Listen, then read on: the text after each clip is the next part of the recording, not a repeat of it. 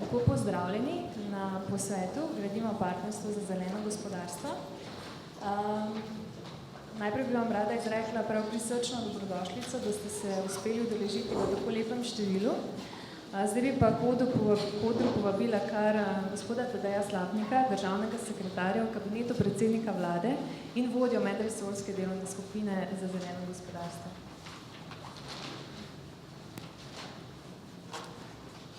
Lepo pozdravljeni. Spoštovani predsednik Obrtno-podjetniške zbornice Slovenije, gospod Branko Mek, spoštovani župan mestne občine Slovenj Gradec in član predsedstva Skupnosti občin Slovenije, gospod Andrej Čas, spoštovani državni sekretar na Ministrstvu za gospodarski razvoj in tehnologijo, gospod Aleksan Peluti, spoštovana državna sekretarka na Ministrstvu za kmetijstvo, gozdarstvo, prehrano, gospa magistra Tanja Strniša, spoštovani udeleženci in udeleženke, dobrodošli na posvetu Gradimo partnerstvo za zeleno gospodarstvo Slovenije. Zeleno gospodarstvo je dolgoročna strateška usmeritev Republike Slovenije in predstavlja priložnost za razvoj novih tehnologij in storitev, za odpiranje zelenih delovnih mest, učinkovitejše upravljanje z naravnimi viri, promocijo in razvoj slovenskega znanja. Je priložnost za rast gospodarstva in za krepitev mednarodne konkurenčnosti ob hkratnem znižanju okoljskih tveganj, ki negativno vplivajo na kakovost življenja in na blaginjo ljudi. Vlada Republike Slovenije je oktobra leta 2015 sprejela okvirni program za prehod v zeleno gospodarstvo z načrtom aktivnosti za leti 2015 in 2016 in s tem začela proces povezovanja znanja in vseh ključnih akterjev za oblikovanje skupne vizije, ki je zeleno gospodarstvo in strateška usmeritev države v tej smeri. V okviru programa smo opredelili glavne cilje prehoda v zeleno gospodarstvo, ki so zagotavljanje konkurenčnosti gospodarstva s spremembo iz linearnih na krožne modele gospodarstva, proizvodnje izdelkov in storitev z večjo dodano vrednostjo, povečanje samooskrbe z energijo in večanje energetske učinkovitosti, upoštevanje racionalne rabe naravnih virov, njihovo ohranjanje in učinkovito upravljanje, zagotavljanje kakovosti bivalnega in delovnega okolja, razvoj in trženje lokalnega znanja in storitev ter kreiranje novih zelenih delovnih mest. Da bomo cilje prehoda v zeleno gospodarstvo dosegli, želimo skupaj z vami vzpostaviti nacionalno platformo za vzpostavitev dialoga in sodelovanja vseh deležnikov v Sloveniji. Vzpostaviti želimo partnerstvo za zeleno gospodarstvo Slovenije. Vlada je s tem namenom že oblikovala medresorsko delovno skupino, katere člani so državni sekretarji posameznih vladnih resorjev. Vodenje skupine pa smo julija letos prevzeli v kabinetu predsednika vlade. Z današnjim posvetom pričenjamo z gradnjo partnerstva za zeleno gospodarstvo Slovenije, v katerega želimo poleg predstavnikov ministrstev vključiti in povezati tudi vse ključne deležnike, predstavnike gospodarstva, nevladnih organizacij, občin, znanosti, mladih in zainteresirane civilne družbe. Prvo konstitutivno srečanje partnerstva bo 3. oktobra, na katero vas vabim že danes. Namen vzpostavitve partnerstva je s strukturiranim dialogom skupaj graditi in upravljati okvir za hitrejši in bolj osredotočen prehod v zeleno gospodarstvo. Gospodarstvo zelo hitro sledi novim trendom in se tudi neprestano spreminja. Da bo lahko država učinkovito in pravočasno vzpostavljala pogoje za njegovo trajnostno vzdržno rast in razvoj ter pospeševala aktivnosti na področju prehoda v zeleno gospodarstvo, želimo vzpostaviti dvosmerno komunikacijo, tako z gospodarstvom, stroko, lokalnimi skupnostmi in civilno družbo, ter omogočiti, da lahko vsi aktivno prispevate pri načrtovanju in realizaciji načrtovanih aktivnosti. V Sloveniji je že veliko dobrih praks na področju zelenega gospodarstva. Nekaj se jih bo predstavilo tudi na današnjem posvetu. Za gradnjo partnerstva pa jih želimo prepoznati in izpostaviti še več, da nam bodo za vzpodbudo in za vzor, da se bomo vsi skupaj od njih in za njimi učili in razvijali boljše rešitve. Na današnjem posvetu bomo spregovorili o tem, kako najbolje izkoristiti priložnosti, ki jih prinaša zelenitev gospodarstva, ter kakšni so izzivi in pogoji za bolj zeleno ravnanje podjetij in obnašanje potrošnikov.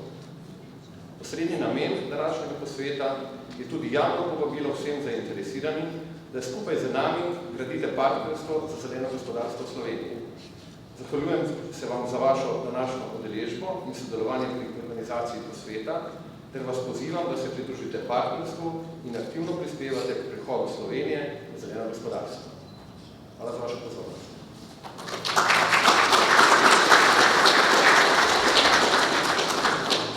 Najlepša hvala za te vzpodbudne besede in nagovor. Zdaj pa k besedi vabim gospoda Branka Meha, predsednika Obrtne zbornice Slovenije.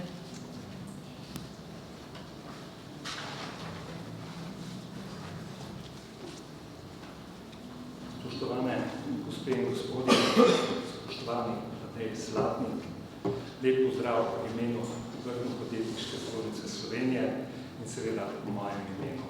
Najprej se vam zahvaljujem za današnje povabilo, ker takšna povezava med državo, med obrtniki, podjetniki je izrednega pomena. Posebno danes, ko se bo govorilo o zelenem gospodarstvu, se obrtniki in podjetniki tudi zavedamo, da želimo imeti zdravo okolje, da želimo v zdravem lokalnem okolju, v tistem, v katerem delamo. Zato je še toliko bolj pomembno, da posebno pozornost namenjamo našim naprednim tehnologijam, da povezujemo znanost, tehnologijo v obrtno-podjetniške zbornice in da se soočamo s takšno tehnologijo, katera bo najmanj obremenjevala gospodarstvo oziroma, bi rekel, lokalno okolje in seveda, da bi škodovalo tako zdravju delavcev in tudi ostalim prebivalcem Republike Slovenije.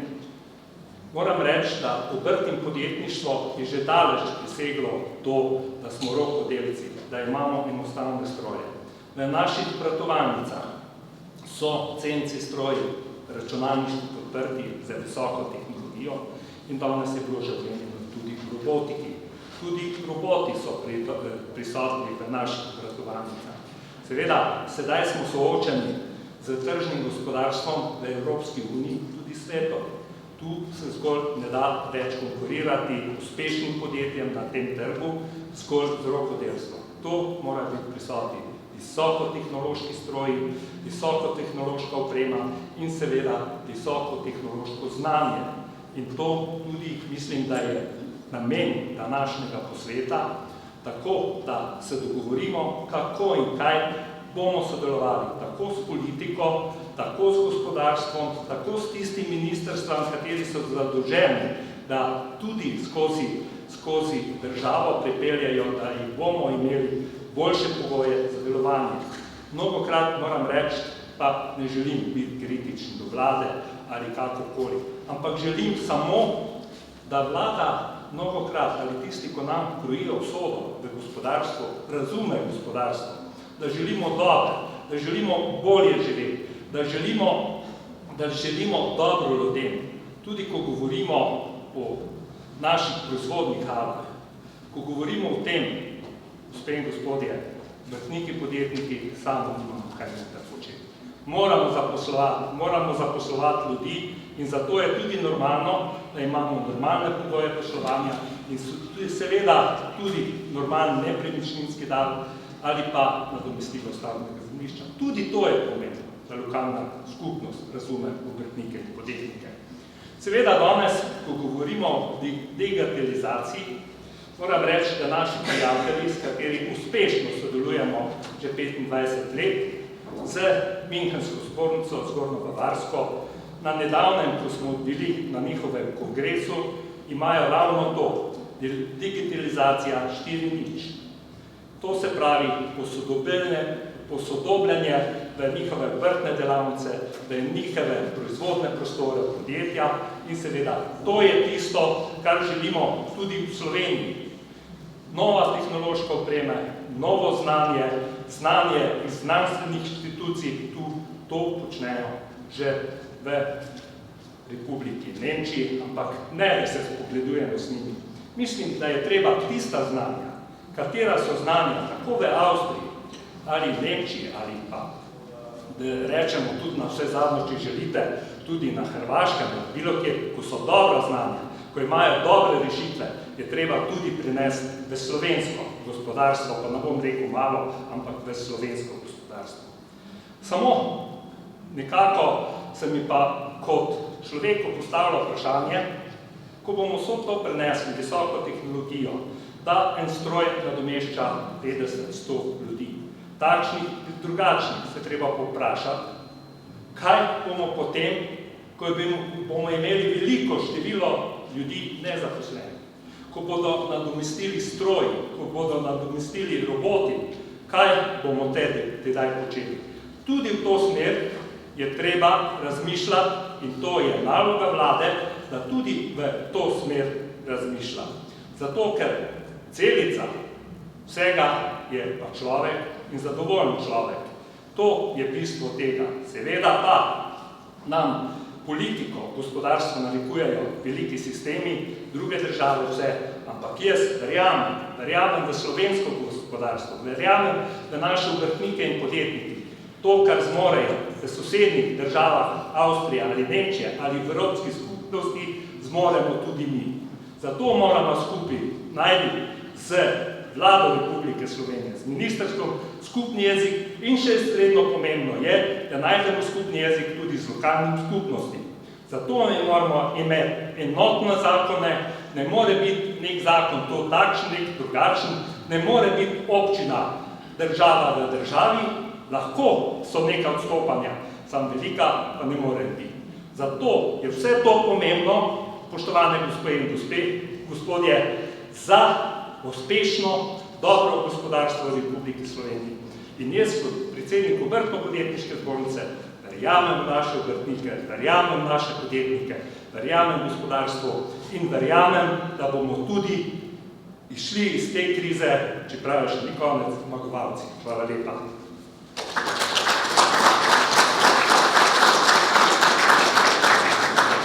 Hvala lepa, gospod predsednik Obrtno-podjetniške zbornice, za te močne besede. V nadaljevanju pa bi povabila gospoda Aleša Kantarutija, državnega sekretarja na Ministrstvu za gospodarski razvoj in tehnologijo. Hvala lepa.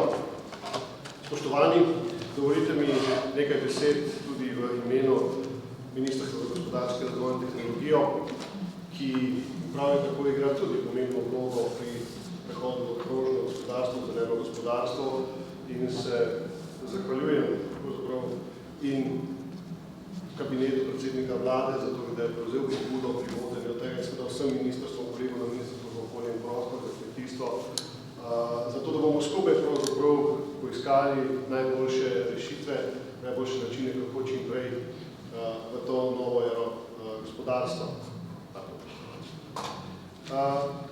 Pri tem bi še nekaj dodal, da pravzaprav danes tukaj se mi zdi, da prepričujemo prepričanje. Jaz mislim, da vsi verjamemo v to, da je ena izmed opcij, ki jo imamo za prihodnost, prav krožno, zeleno gospodarstvo, da vsi približno vemo, kako moramo to početi in da nas pravzaprav vse skupaj čaka izjemno zahtevno, tudi odgovorno delo, zato da prepričamo tiste, ki še ne razmišljajo. Tukaj poziv, seveda, da strnemo vrste, da tudi kričimo, če bo potrebno na ves glas, kako je to pomembno. Ne samo zaradi nas, ampak tudi zaradi naših zanamcev. Pa tudi zaradi tega, da bo tudi naša ekonomija nenazadnje učinkovita, uspešna in predvsem konkurenčna. Z vidika tudi vzdržnosti planeta, na katerem živimo. Vsaj jaz osebno to iskreno verjamem. Sicer pa mi dovolite, da povem nekaj, kako gledamo na ministrstvo, kaj počnemo v tem trenutku. Najprej, krožno gospodarstvo seveda pomeni industrijski sistem, ki temelji na trajnostni zasnovi, je napreden in hkrati odrečeno konkurenčen.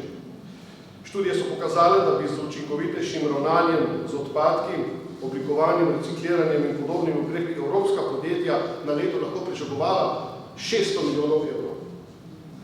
Ponovno uporabo stranskih proizvodov in odpadkov, preoblikovanje, recikliranje, uporabo obnovljivih virov, vse to so poti za povečanje učinkovitosti in kot rečeno tudi zniževanje stroškov podjetij.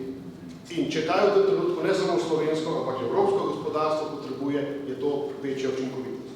Ne na račun zaposlenih, ne na račun umazanih tehnologij, če želite, ampak prav na račun večje učinkovitosti na področju recikliranja in uporabe obnovljivih virov. Vse bolj se namreč zavedamo, da preveč trošimo, da že zmanjkuje nekaterih kritičnih surovin, da je potrebno spremeniti način proizvodnje in potrošnje, da bodo surovine ostale kar najdlje uporabne. Tudi odpadki so surovina, morda ne za panogo, v kateri podjetja delujejo, pač pa so uporabni za druga podjetja in za drugo panogo. Ni nujno torej, da vsa podjetja to potrebujejo, ampak vendarle, z novimi invencijami, raziskavami, ugotovitvami, vse več podjetij lahko uporablja reciklirane proizvode. In ta koncept v zadnjih letih pospešeno uvajamo v gospodarstvo ali se uvaja seveda globalno razvita gospodarstvo. Veseli me, da je vlada prav pred kratkim podprla učlenitev Slovenije v vodilno svetovno organizacijo na tem področju, fundacijo Ellen MacArthur. To je res dobra novica. Prav tako me tudi veseli, da so mreže za krožno gospodarstvo ena od 9 prioritet slovenske strategije pametne specializacije. Krožno gospodarstvo je torej eno od področij, kamor vlagamo kar nekaj denarja, precej sredstev za razvoj in inovacije, seveda raziskave. Dovolite mi, da na tem mestu nakratko predstavim rezultate prvega razpisa za mreže in verige vrednosti oziroma raziskave in razvoj iz sedanje finančne perspektive. Tega smo skupaj na Ministrstvu za gospodarski razvoj in tehnologijo izvedli z Ministrstvom za šolstvo, znanost in šport in je seveda na moje veselje bilo zanimanje in tudi potreba sredstev večje, kot smo sprva pričakovali. Analiza projektov glede na področje slovenske strategije pametne specializacije pokazala, da je največ prispelo na področjih pametnih mest, 13 je bilo izbranih, 19 je prispelo, in tovarne prihodnosti. Med 11 je bilo 8 takšnih, ki so bile pozitivno ocenjene. Sledijo pa področje zdravje, pametne zgradbe in dom in tudi krožno gospodarstvo. 5 vlog je prispelo, vseh 5 je bilo pozitivno dobro ocenjenih in bo deležno sofinanciranje. Na področju krožnega gospodarstva se je uvrstilo v sofinanciranje vseh torej 5 prispelih projektov, v skupni višini so bili projekti ocenjeni na 4 milijone evrov, podprti pa bodo za 1,5 milijona evrov evropskih sredstev. Jaz mislim, da je to dobra popotnica, dobra spodbuda tudi za ostale, ki razmišljajo, da bi s podobnimi projekti kandidirali tudi v prihodnje. Namreč do konca te finančne perspektive v tem prvem razpisu smo za to namenili 15,8 milijona, do konca bo še vsega skupaj 56,8 milijona evrov na razpolago. Jaz upam, da bo delež, ki bo šel v krožno, zelene tehnologije, krožno gospodarstvo, z vsakim razpisom večji. Naj še enkrat, ali pa naj povem projekte, torej z področja krožnega gospodarstva, nanašali so se na naslednje vsebine. Reciklirani filc, industrijski material prihodnosti, razvoj brezračne, 100% reciklabilne embalaže, kompaktno modularno sortirno napravo za večstopenjsko mehansko obdelavo različnih vrst odpadkov, ki je bila tudi vmes, torej za nadaljnjo pripravo alternativnega goriva ali izločanje reciklažnih materialov, razvoj melaminskega biopolimera za industrijske premaze in integrirana mikrouplinjevalna enota za soproizvodnjo in kogeneracijo. To so torej ti projekti, teh 5 projektov, ki je bilo pozitivno ocenjenih in res me veseli, da smo jih prejeli.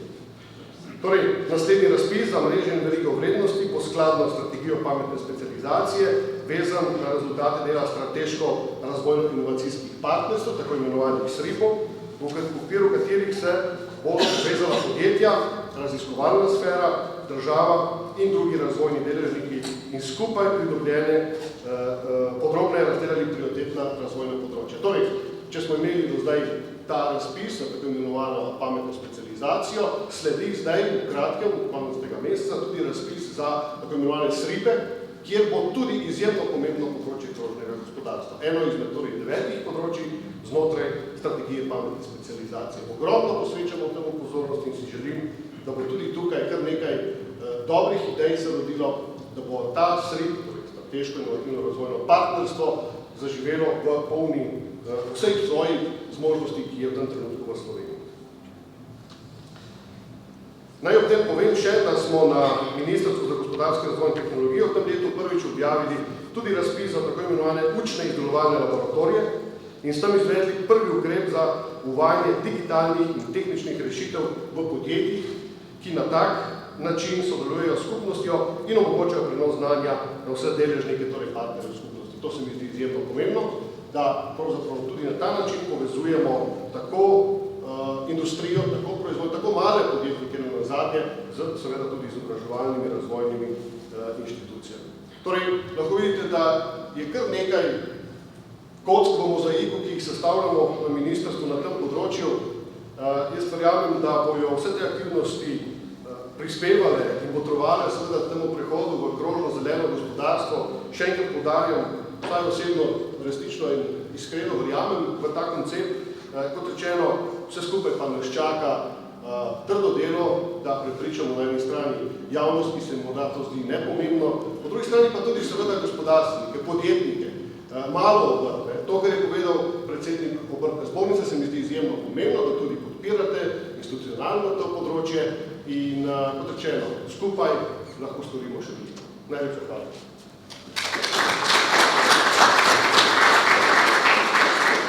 Hvala lepa, spoštovani državni sekretar, za te besede. Zdaj pa k odru vabim še gospoda Andreja Časa, člana predsedstva Skupnosti občin Slovenije in župana občine Slovenj Gradec. Izvolite. Lep dober dan želim v imenu Skupnosti občine Slovenije, združenja, ki vključuje kar 178 občin ali preko 90% prebivalstva. Trajnostni razvoj lokalnih skupnosti danes ni več za nikogar vprašanje. Vprašanje je, kako oblikovati take politike in izvajati ukrepe, da bi zagotovili največjo možno učinkovitost procesov, blaginjo in srečo sedanjim ter bodočim rodom. Lokalne skupnosti se na to pot podajajo iz različnih lokalnih izhodišč, skladno z svojimi strateškimi prioritetami. Pri tem se lokalne skupnosti soočamo s številnimi izzivi, od globalnih hitrih sprememb, delovanja in potreb sodobne družbe in vedno tudi bolj z omejenimi proračuni in časih neustrezno zakonsko ureditvijo. Ta nam niža stopnjo lokalne samouprave ali možnosti oblikovanja lokalnih politik prilagojeni lokalnim potrebam. Zato, da bi rešili različne izzive in obvladali hitre spremembe, morajo biti občine učinkovite, sposobne doseči boljše rezultate z manj sredstvi, biti morajo torej pametne. V svojih usmeritvah in delovanju Skupnost občin Slovenije sledi trajnostnim načelom in ta načela vključujejo tudi načela krožnega gospodarstva. Le to je v lokalnih politikah integrirano v številna področja njihovega delovanja. Občinam Zakon o lokalni samoupravi določa, da samostojno upravljajo lokalne zadeve javnega pomena, tako imenovane izvirne naloge upravljajo. To pa pomeni, da skrbijo za varstvo tudi temeljnih naravnih virov, kot so tla, zrak, voda. Prav tako skrbimo za ravnanje in predelavo z odpadki, načrtujemo prostorski razvoj, omogočamo pogoje za razvoj gospodarstva, vplivamo na področje gostinstva, turizma, kmetijstva. Na tej osnovi občine prepoznavamo določena fokusna področja kot tista, s katerimi lahko prispevamo k krožnemu gospodarstvu. Ta področja so mobilnost, javne zgradbe, javna naročila, viri, ravnanje z odpadki, okolje, infrastruktura, ravnanje z odpadki, obdelava podatkov, družba in energija. Na mnogih teh področjih že obstajajo dobre prakse v različnih občinah. Naj omenim nekaj primerov iz mestne občine Slovenj Gradec, odkudar sam prihajam. Mi smo v zadnjih letih na področju javnih naročil oziroma gradnje javnih zgradb, kot so otroški vrtci, uporabili pristop, s katerim omogočamo lokalnim materialom, lokalnim dejavnikom gospodarstva uveljavitev v teh investicijah. Vsi trije otroški vrtci so zgrajeni iz lesa. Drugi tak primer je ravnanje z odpadki, kjer smo ravno v letošnjem letu v preteklem mesecu štartali s proizvodnjo plastike iz NVO frakcije iz predelave odpadkov. Torej iz tistih odpadkov, ki jih sicer sežigamo in moramo plačati sežig, okrog 60 € na tono, delamo material ali produkt, ki bo na trgu šel v prodajo in bo iz njega torej prišel prihodek. Seveda teh primerov v drugih občinah še več, imamo pa tudi slabe primere krožnega gospodarstva. Zadnji lanski primer je nabava protihrupnih ograj ki jih je nabavil Dars za okroglo 40 milijonov, medtem ko imamo v Sloveniji podjetje Imond, ki izdeluje lesene protihrupne ograje za avstrijske avtoceste. Torej, za doseganje vseh teh ciljev, ki sem jih prej naštel, prevzema Skupnost občine Slovenije vlogo povezovalca med občinami, gospodarstvom, raziskovalno sfero, prebivalstvom in državo na drugi strani, tako da bi skupno platformo pospešili ukrepe in učenje skozi več manjših ali večjih projektov in da bi prišli do rezultatov, kot so pametne rešitve, učinkoviti modeli, več delovnih mest in učinkovita raba virov. Ključno pri tem pa je prav sodelovanje med različnimi deležniki, znotraj teh tudi, kar včasih pozabimo, znotraj vlade med resorji, znotraj občine med oddelki in tako dalje. Vloga skupnosti občine Slovenije je povezati med seboj lokalne skupnosti in deležnike na lokalnem in državnem nivoju.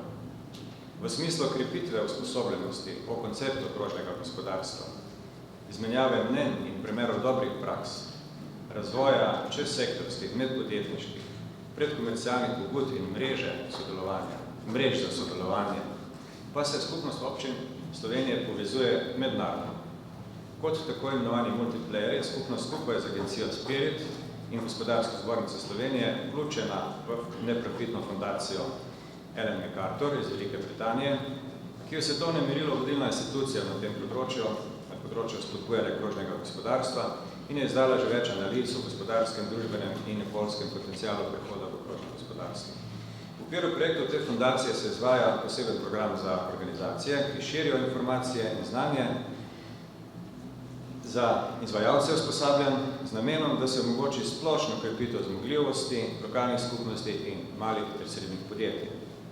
Po končanem usposabljanju bo skupnost občine Slovenije opremljena z boljšim znanjem o načelih krožnega gospodarstva in na tak način omogočala boljšo podporo deležnikom. Skupnost občin Slovenije se je aprila vključila tudi v razvoj projektnega predloga CERCE skupaj z 8 partnerji v mednarodnem konzorciju, ki ga vodi regija Lombardija. Ideja projekta je podpreti in izboljšati izvajanje obstoječih akcijskih načrtov za zeleno gospodarstvo. V tem okviru se bo CERCE osredotočil na izmenjavo izkušenj s partnerji regionalne javne uprave o tem, kako poudariti zeleno in krožno gospodarstvo v različnih gospodarskih sektorjih. Spoštovani, zeleno in krožno gospodarstvo spodbuja učinkovitost uporabe virov, daje podjetjem zameno konkurenčno prednost zaradi posledičnih prehrankov pri stroških, prav tako spodbuja razvoj novih dejavnosti in kakovostnih delovnih mest in zmanjšuje odvisnost od uvoza energije, surovin in blaga. Zato je postalo temeljni vir inovacij in mednarodne konkurenčnosti za podjetja, zlasti za mala in srednja podjetja. Spodbujanje in implementacija zelenega in krožnega gospodarstva je torej trajna usmeritev slovenskih občin, skupnost občin Slovenije in ostalih združenj, saj se brez tega ni mogoče predstavljati vzdržne, trajnostne rasti in blaginje naših občanov. Hvala lepa za pozornost.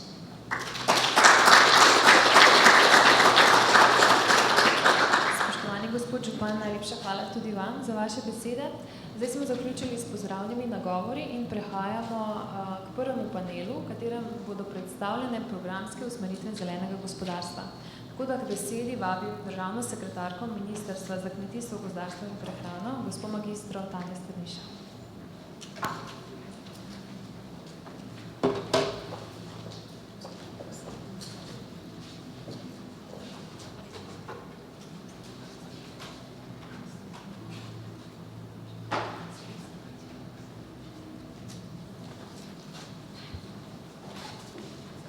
Lep pozdrav, ta čas, ko se inškalira predstavitev, morda samo dve besedi. Jaz bom poskušala v tem kratkem času, ki je namenjen, bolj predstaviti celo filozofijo, vizijo našega ministrstva, tukaj za upravljanje s pomembnimi mineralnimi viri, zemljišči pa gostovi. Čeprav imam na prosojnicah tudi nekaj daljših informacij, prosojnice bodo na voljo na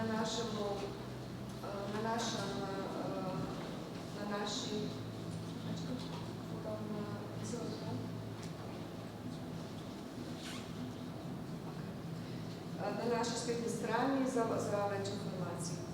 Torej, prvo želimo opozoriti, da seveda z več kot 60% gozdov in skoraj 30% kmetijskih zemljišč pokrivamo ali pa smo odgovorni za upravljanje ali pa ravnanje več kot 20% površine Slovenije.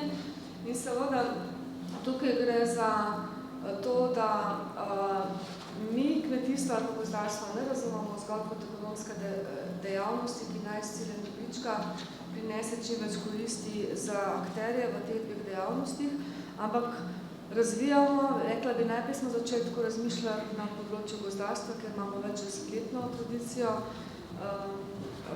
sonaravnega gospodarjenja in trajnostnega gospodarjenja z gozdovi.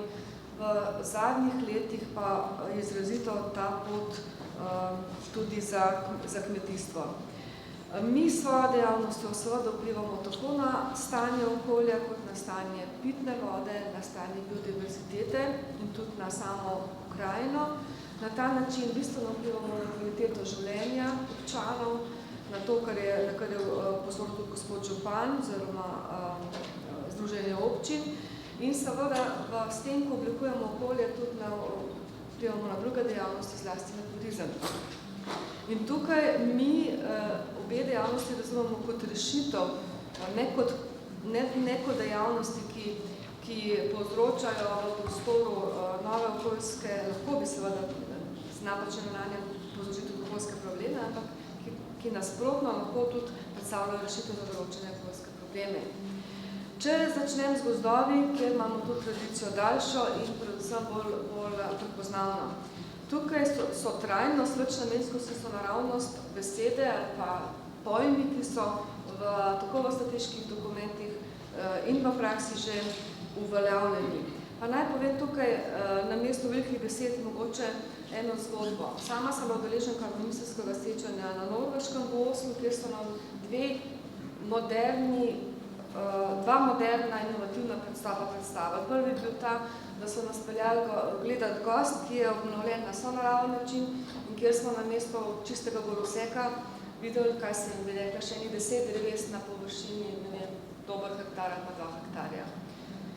Nekaj, kar se jaz še spomnim kot otrok goloseke, pa smo že pozabili zaradi tega, ker pač prisegamo na naravno obnavljanje gozdov in na to, da vse v gozdu naj teče po naravnih procesih. In drugo je bilo, da so nas peljali v mestni gozd okrog Osla, ki so ga odprli za vse državljane. Tam je bil dostop prost, ker sicer ni nekaj tudi, kar mi jemljamo kot neko tako družbeno in samo po sebi umevno vrednoto, pa ni tako povsod, pač pa temu sledijo. In oni so to res predstavljali kot veliko civilizacijsko pridobitev.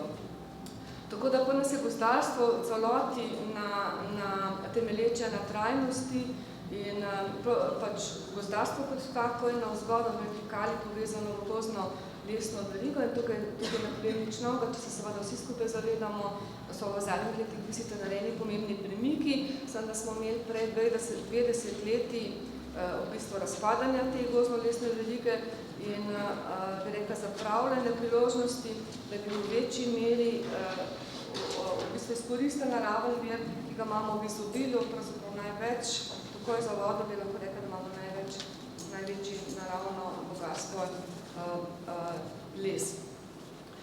Tu seveda zakaj pri gozdarstvu želim izpostaviti, mogoče tu povem, zakaj je lahko upravljanje zveri, kot so gozd ali pa kmetijska zemlja, tudi rešitev. Pa povem to samo na primeru gozdarstva. Gozd je seveda najbolj pomemben ponor ogljika. Vi veste, da se spopadamo s podnebnimi spremembami, razno so toplogredni plini. Pač gozd veže ali pa les veže nase ogljikov dioksid trajno, ali pa pač dokler se ne skuri, dokler ne propade. In je pač v tem smislu Slovenija kot zelo gozdnata država. Drugo je, koliko nam to v mednarodnih sporazumih in zavezah priznajo. Dejstvo pa je, da je gozd pa prav tako površina zemlje, če je zelena, veže dušik in je pač glavni borec proti podnebnim spremembam. Če samo, da nisem predolga, če omenim samo to, poleg seveda z tega, da ohranjamo biodiverziteto, da je gozd pomemben za zaščito pred erozijo, se pravi tal in rodovitne zemlje, za vodo in da nudi številna delovna mesta.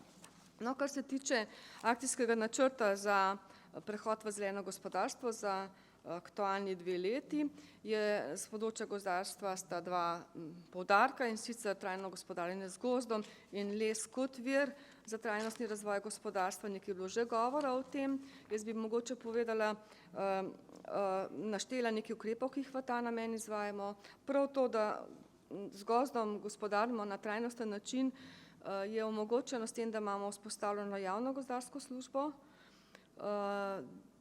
iz državnega proračuna ali pa z našega proračuna, če želite, je strošek 20 milijonov na leto za to službo, ki pomaga lastnikom gozdov in ki z odbiro in drevesa poseg pač sploh omogoča, da na tak način gospodarimo z gozdom. Potem damo na leto 1,3 milijona za obnovo in nego gozdov, 1,4 milijona za raziskave, ki so namenjene ohranjanju gozdnih pač podpori, strokovni podpori za ohranjanje gozdnih ekosistemov in upravljanje gozdov, in program razvoja podeželja, ki ima pač konkretne ukrepe, če sam povem za to tekoče 7-letno obdobje, namenjamo 41 milijonov za naložbe v gozdarske tehnologije in obnovo požledov. No, od tega je 20 milijonov namenjeno za obnovo požledov, gozdov in polobadarju, preostanek za gozdarsko tehnologijo. Potem pa imamo poleg tega še ukrepe za, kot bom kasneje tudi še enkrat omenila, za predindustrijsko predelavo lesa. Tukaj gre za povratna sredstva in nepovratna sredstva v višini 28 milijonov, in za višje stopne obdelave, ampak tukaj bi povedala, da pri tej predelavi predindustrijskega lesa mi podpiramo v okviru programa razvoja podeželja samo kmetije z dopolnilno dejavnostjo, mikropodjetja in mala podjetja ter SP-je, pač ni važno SP, ampak važno je število zaposlenih, ne večja podjetja, to so drugi viri pri Ministrstvu za gospodarstvo. In potem je še ukrep diversifikacije na podeželju, kjer je možno tudi višje stopne predelave lesa podpreti. Tukaj je pa 64 milijonov na leto za 7-letno obdobje na voljo, ampak ni to samo za les, tukaj tudi za diversifikacijo v druge dejavnosti, in tukaj pač ni mogoče napovedati, kakšna bo poraba za lesno predelavo. Povem samo to, da je teh sredstev na voljo za to namen več, kot je bilo v preteklem programu razvoja podeželja, tako da je še poseben poudarek dan. Jaz bi omenila, ker je to ravno aktualno pa novo, da je ta trajnostni vidik gospodarjenja z gozdom in poudarek zelenega gospodarstva tudi vtkan v nov zakon, ki ureja upravljanje z gozdovi v lasti Republike Slovenije. Tu vidite že sami na ciljih, kaj vse je v samem zakonu že izpostavljeno, da to ni samo čim večji dobiček iz državnih gozdov, ampak je vendarle tudi skrb za podeželje, ohranjanje gorskih kmetij z možnostjo dostopa do upravljanja storitev v teh gozdovih. In če posebej omenim še mogoče to, da tudi gozdni sklad, ki se bo pač napajal iz dobička tega podjetja in se ocenjuje, da bo na ravni približno 11 milijonov na leto, iz tega sklada se bo podpiralo več ukrepov, med drugim tudi ukrepe za ohranjanje Nature 2000 v zasebnih gozdovih in promocije rabe lesa in lesnih proizvodov. Se pravi, izven sklad bo posegel tudi širše, ne samo za koristi državnega podjetja ali pa države kot take, ampak za gozdarstvo in lesarstvo na splošno.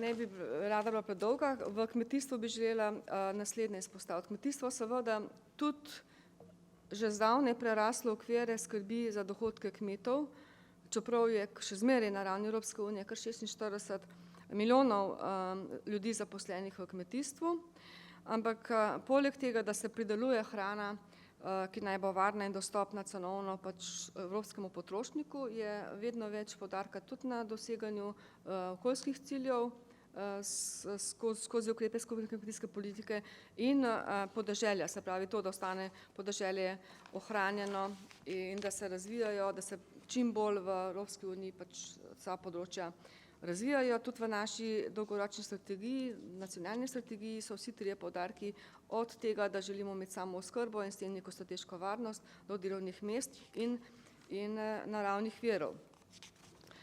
Jaz bi želela, da poudariti, da je v celoti pač v celotnem našem pristopu do kmetijske politike ta trajnost ugrajena.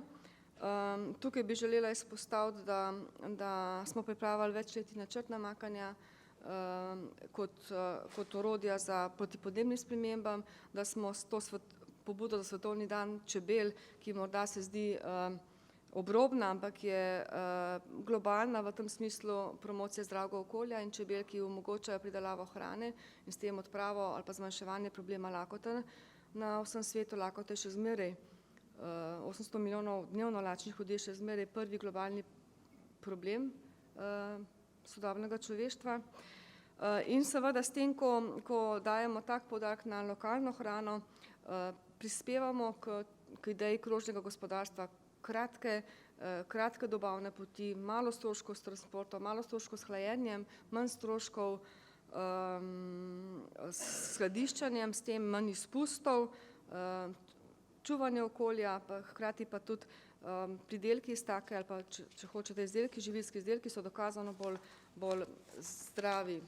Tako da kratka veriga niso samo neko protekcionističen ukrep države, ki je tudi ta protekcionistična nota je tudi legitimna, ampak gre za to, da želimo tudi s tem vplivati na prvič bolj na trajnostno agroživilsko verigo, ki je sigurno bolj trajnostna, če je vertikalno povezana v Sloveniji, ne pa da se prepuščamo naključnim in trenutnim tem povezavam v skupnem v širšem evropskem prostoru ali pa globalnem prostoru.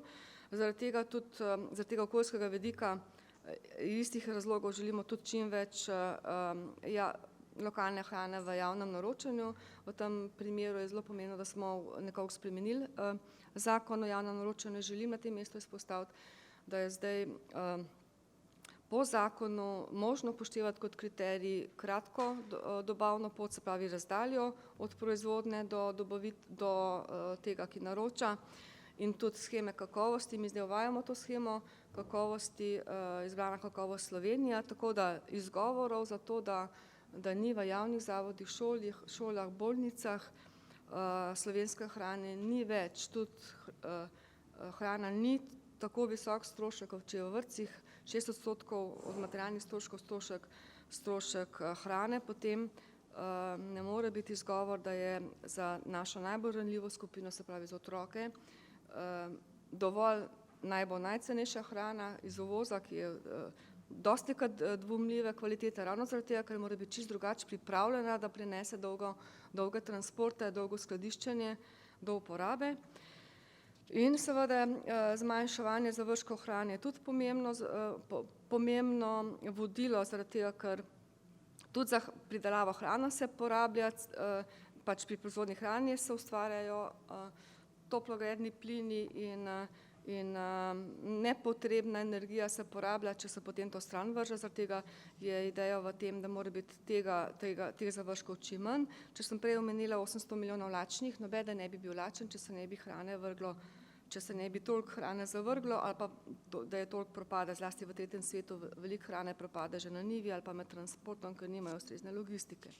Šolski vrtovi in tradicionalni zajtrk, nič novega. Dovolite mi vseeno zaradi kompleksnosti cele zgodbe, da povem, da so tudi te osnovne subvencije kmetijske povezane z doseganjem okoljskih ciljev. Po novem je potrebno kar tretjino oziroma 30% vseh neposrednih plačil, to osnovnih subvencij, ki jih dobijo kmetje, zato ker obdelujejo zemljo, nameniti oziroma toliko je ovrednoteno so te obvezne zahteve, ki so pač okoljske, tu so naštete, namreč najbrž povprečen državljan ne predstavlja, da kmetje ne morejo, če se tako odločajo, kar tako preorati travnik in iz tega travnika narediti njivo, ravno iz tega, ker travinje veže več več CO2 kot njive, ampak da je to omejeno in da je ponekod preoravanje travinja celo prepovedano. Morajo imeti več rastlin in tudi posebne površine z ekološkim pomenom. Par besed še o programu razvoja podeželja, ki je sicer več kot milijardo 100 milijonov vreden, ampak od tega, če se osredotočim na te številke, je več kot polovica namenjenega vzdrževanju in ohranjanju naravnih virov, se pravi to načinu, kako se ravna zemlja, kako se prideluje, okoljskim ukrepom, pa tudi vzdrževanju kmetijstva v območju v težjih pogojih, pa tudi ohranjanju habitatov. Imamo zato posebno kmetijsko-okoljski ukrep, tukaj pa še znotraj razdeljeno 203 milijone, predvidevamo samo za okoljsko-podnebna plačila, se pravi za prakse, ki so nad standardom, nad tistimi standardi, ki so predpisani. Kdor take prakse izpolnjuje, dobi tiste dodatne stroške ali pa manjše dohodke plačane. Potem je za ekološko kmetovanje tudi pomemben delež in za te območja z naravnimi omejitvami. Tako da to je tistih več kot polovico programa razvoja podeželja, ki ga za take prakse namenjamo. Je pa potrebno tudi v naložbah, v teh razpisih za naložbe zasledovati manjše vpliva na okolje in bolj učinkovito rabo virov, pa tudi standarde dobrobiti živali in predvsem preprečevanje podnebnih sprememb ali pa njihovo blaženje. Hvala lepa, upam, da nisem pa vzela več časa, kot mi bo dodeljeno. Hvala.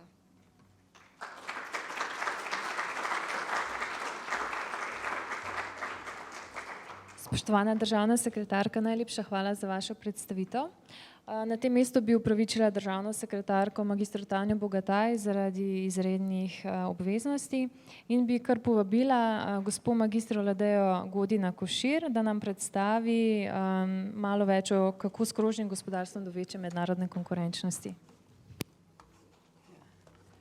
Lep pozdrav, tudi v mojem imenu. Izredno me veseli, da se je danes zgodil ta dogodek, ki mislim, da dokazuje, kako se v Sloveniji počasi ti tokovi krožnega zbližujejo in sestavljajo v enovito zgodbo. Nimam tole od kolegice Bogatajeve, tako da, oziroma to je že naslednje. Jaz sem brez, sem samo v živo. Ja.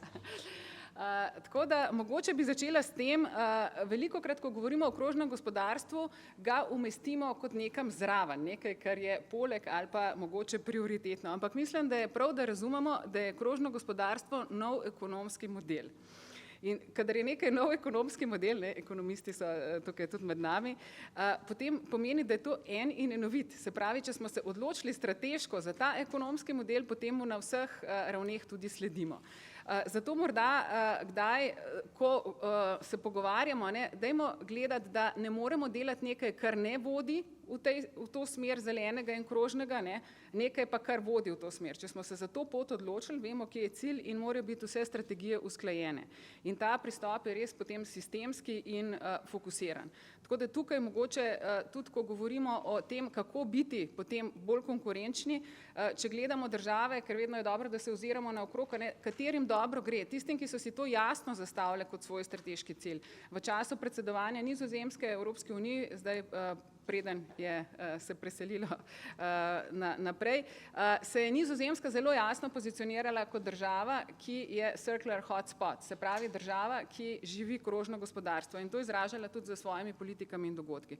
Tako da morda za začetno umestitev tega, ja, če smo na tej poti, smo vsi in ves čas. Druga zadeva, ali je lahko to sploh izbira, ali iti v to smer trajnostnega, krožnega, zelenega, kakorkoli to poimenujemo. Ugotavljamo, da to ni več stvar spet presoje ali bi ali ne bi, ampak stvar nuje. Zakaj? Ves čas govorimo in dobro so predhodni govorniki že povedali o omejenosti virov.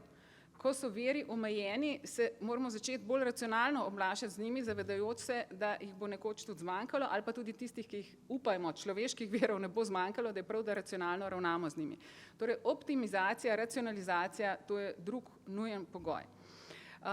Če razumemo zdaj to razliko med linearnim in krožnim kot to, da v linearnem gospodarstvu govorimo o tem, da nekaj vzamemo, da porabimo in zavržemo, ne, zelo enostavno.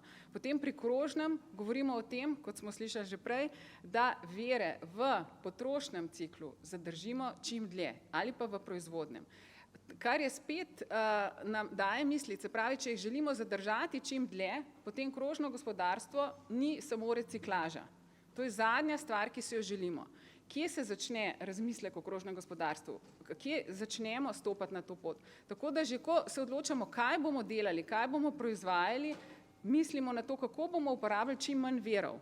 Kako bomo, recimo, če imamo produkt, zasnovali ga tako, da ga bo možno potem nadgraditi, dodelati, popraviti, razgraditi, modularno, se pravi, in morda reciklirati v res zadnji fazi. Ne. Zato spet tukaj veliko možnosti, ko govorimo, žal ni kolegice Bogatajeve, ki bi o digitalizaciji tudi spregovorila, pa je bilo že omenjeno, ne. Digitalizacija prinaša veliko podporo temu, zaradi tega, ker lahko veliko stvari spremljamo, veliko podatkov koristno uporabimo, proizvodnje tudi avtomatiziramo na eni strani, na drugi seveda pa nam omogočajo te sproščene kapacitete tudi ljudi, za poslovanje na drugih področjih. Se pravi, ta znanja lahko uporabimo drugje. Več je tudi uporabe čisto ročnih znanj. Prej smo imeli gospoda iz obrtno-podjetniške zbornice. Ne. Vse to prihaja nazaj v uporabo. Če dam za primer IKEA, ki jo vsi poznamo, oni so se zavezali podvojiti svoj promet do leta 2020. Ampak ne na račun tega, da bodo proizvajali več, ampak da bodo več prodali tudi dodelanega, predelanega, obnovljenega. Kakšno delovno silo tukaj rabimo? Drugačno, ne? Se pravi, eno in drugo. In tukaj je spet, ko je bil razglašen sveženj za prehod v krožno gospodarstvo decembra 2015 in je bilo rečeno, da se kreirajo nova delovna mesta in sicer 170 000 zaposlitev v Evropski uniji do 2035. To so zelo raznolika delovna mesta in vedno, ko govorimo, spet se vračam k temu, o digitalizaciji in kaj nam bo odnesla v smislu delovnih mest in o krožnem, kje nam bo kreiralo nova, kje pa širilo nekaj obstoječa, imejmo to v mislih. Če se tukaj zdaj vrnem na to konkurenčnost, o kateri govorimo, ko smo kot naša platforma Circular Change v zadnjih 2 letih se ne sprehajali, ampak pogovarjali zelo intenzivno z različnimi deležniki, tako s podjetji, lokalnimi skupnostmi, na strani znanosti, smo ugotavljali, da dejansko imamo na strani podjetij največ tistih, ki to razumejo, ta koncept živijo. Zakaj? Zato, ker imamo v Sloveniji izvozno naravnana podjetja. In tukaj ne morejo biti konkurenčna, če ne upoštevajo tudi teh dejavnikov. In eno je, da si konkurenčen s ceno, drugo je pa, da si konkurenčen tako, da te en veliki proizvajalec, kot mi vemo, smo v glavnem dobavitelji, ne, če rečemo avtomobilska industrija, ne, da bomo en konkreten primer avtomobilske industrije vzeli, če želi dobavitelja, ki bo sodil v verigo vrednosti tako, da bo to trajnostnost in to krožnost zagotavljal. Se pravi, jih zanima, kako je bil določen material pridobljen, koliko je bilo energije porabljene, koliko človeških virov, ne, in zato smo lahko konkurenčni, če tudi na to mislimo. Se pravi, tukaj podjetja, izvozniki to zelo dobro razumete in živite. In mislim, da premalo mogoče o tem govorimo, da smo že zelo daleč tukaj in da imamo veliko dobrih praks, ravno zaradi tega, ker smo soodvisni, nismo avtonomni in neodvisni od dogajanj na velikih trgih. Potem omenjeno je bilo, da Slovenija vstopa v fundacijo Ellen MacArthur. To je res globalna fundacija, v kateri so združene tudi največje multinacionalke. Spet ne samo zato, ker so dobrega srca, ne, ker za njimi je veliko kapitala in iščejo nove načine tega, kako delovati in preživeti. In če imamo enkrat Unilever, Cisco, Google in sorodna podjetja nekje in kažejo te krožne prakse, moramo vedeti, da jih kažejo ali pa raziskujejo tudi zato, da bojo obstala na trgu. Se pravi, priključiti se njim, se učiti in skupaj raziskovati to polje priložnosti, to je tisto, kar nas ohranja na tem globalnem zemljevidu. Tako da tukaj pozivam tudi, da dajte spremljati, zdaj je bilo lepo rečeno, nekaj bo šlo skozi občine, nekaj skozi agencijo Spirit, nekaj skozi gospodarsko zbornico tega znanja. Poglejte, kaj je na voljo, kje se lahko vklopite, kje pridobite znanja in kje pridobite te povezave. Potem bi rekla še, da ko smo danes poslušali tudi o tem, kdo bo dejansko ostal v igri, ne, kako se spreminjajo razmere ves čas, bi poudarila še to, da ta konkurenčnost je vezana na marsikaj. Eno je seveda ta podjetniški del, drugo je znanje. Slovenija, veliko govorimo o inovacijah, o znanju. Ko govorimo o konkurenčnosti, govorimo tudi o tem, a imamo mi znanja, a imamo strokovnjake, ki nas bojo umeščali ali pa ki bojo krožili, kot rečemo, da bojo naši možgani krožili naokoli in drugi prihajali k nam, zato da se bojo te inovacije dogajale, udejanjale v smislu krožnega. Tukaj rabimo veliko novih stvari, novih poslovnih modelov, novih materialov. Danes bomo slišali zgodbo, naprimer podjetja Aquafil, Julon. Ne, tipičen primer tega, kako so se z eno drznostjo ali preddrznostjo spustili v raziskovanje novih procesov pri materialih, izdelali material iz recikliranih surovin in s tem dosegli še večjo prepoznavnost in konkurenčnost na zelo zahtevnem trgu in najbolj izbirčne blagovne znamke se odločajo za njih. To bomo slišali. Ne? Se pravi, ja, treba si je upati, treba je znanje vklopiti in potem se najdejo tudi rešitve. Kdaj je to na začetku morda tvegano, ampak kot bomo slišali, se obrestuje na koncu. Ne? In s takimi partnerji se povezovati. Tudi okolje je bilo omenjeno, pa zdaj smo slišali gozdovi, voda, vsi ti veri. Tudi tukaj smo konkurenčni, tudi to je vidik naše konkurenčnosti. Potem, ko imamo turizem, ko imamo storitve. Ne? Tako da izpostavljati to kot del tega krožnega, kot to, kje vse mi to krožno doživimo, mi imamo slogan I feel Slovenija, ne? Kje vse čutimo, da mi delujemo v tej trajnostni smeri, vse to nas umešča med tiste vredne sodelovanja in soustvarjanja. Še ena prednost za Slovenijo, ki jo vidimo, je, spet se vračam k temu, da imamo mi močno kulturno dediščino, močno obrt, rokodelce. Vse ta znanja spet prihajajo na površino. Morda je to tudi lahko naš izvozni artikel oziroma znanje, ki ga bomo uspešno izvajali. Kot država, ki smo si dali za geslo, da smo zelena referenčna država v digitalni Evropi, se bom spet vrnila k temu, ne, dajmo potem povsod to pokazati, kako smo zeleni, ne, v čem je ta naša zelena referenčnost, tako na ravni lokalnih skupnosti, bivanjskih okolij, podjetij, delovanja, sodelovanja, kot sem omenila že tudi znanja. Zdaj, tukaj imamo potem vedno to vprašanje, kaj vse pa moramo spremeniti ali pa kaj vse moramo upoštevati. Jaz bi bolj rekla, da današnji ta posvet govori o tem, kdo vse mora biti sogovornik pri tem, da take politike ali pa take aktivnosti lahko kreiramo. Absolutno morajo skupaj davčna politika, subvencije, javna naročila, ker če je to eno je zeleno, drugo pa ni zeleno, ne bomo daleč prišli. Potem veliko se dogaja na finančnem področju, ne? Kako tudi banke na to reagirajo, kaj ocenijo kot tisto, kar ima večji riziko ali pa nižji riziko, kaj bojo prej kreditirali, komu bojo dale prej posojilo. To so vse vprašanja, ki se odpirajo in ko govorimo o disrupciji, o raznih Uberih in podobnih stvarih, zavarovalništvu in vsaka panoga je danes dejansko na preizkušnji. No, in če se vrnemo na krožno, ja, tudi tukaj smo na preizkušnji tega, kako bomo to podprli tudi v smislu investiranja, v smislu financiranja. Kot sem rekla že prej, znanost, raziskave, razvoj, tukaj je ogromno področji za izobraževalne programe. Če pogledate spet v okviru fundacije Ellen MacArthur, katere izobraževalne svetovne inštitucije so vključene, tukaj je spet potencial za Slovenijo, da naredimo programe, skozi katere bojo želeli se tudi drugi iti, ne samo domači. Mala srednja podjetja smo že omenili, to so nosilci gospodarstva in tukaj kako podpreti za to, da se bojo poslovni modeli transformirali v bolj krožne. In tle res to sodelovanje ključnega pomena. Zakaj? Pri krožnem gre za to, da nismo v silosih, nismo v eni panogi. Tudi grozdi so dobrodošli, seveda so, ampak ko se oni med seboj povežejo, se te nove rešitve zgodijo. Slišali smo prej, da je lahko nekaj, kar je odpadek za nekoga drugega surovina. Drugo je, recimo, kreativne industrije imajo ogromno prostora tukaj. Govorili smo o lesu, ne? Vemo, da je lesna industrija nam splavala malo nižje, kot bi si želeli. Z dodano vrednostjo v smislu oblikovanja, dizajna, to so vse priložnosti, ki so tukaj. In seveda potem tudi ta del, ki je vezan na merjanje vseh teh učinkov in statistiko ali pa trajnostno računovodstvo in podobne zadeve. Kaj imamo tukaj, bi sam še s tem mogoče zaključila in nam lahko pomaga, da to našo konkurenčnost, to prepoznavnost gradimo. Eno je zagotovo udejanjanje paketa za krožno gospodarstvo, slišali smo že, kako posamezno ministrstvo k temu pristopa in vedno bolj so te politike sinhronizirane, tako da bolj kot bojo, bolj bomo iz tega lahko prednosti tudi realizirali potem zato, da bojo podjetja lažje poslovala ali pa da se bojo lokalna okolja lažje razvijala.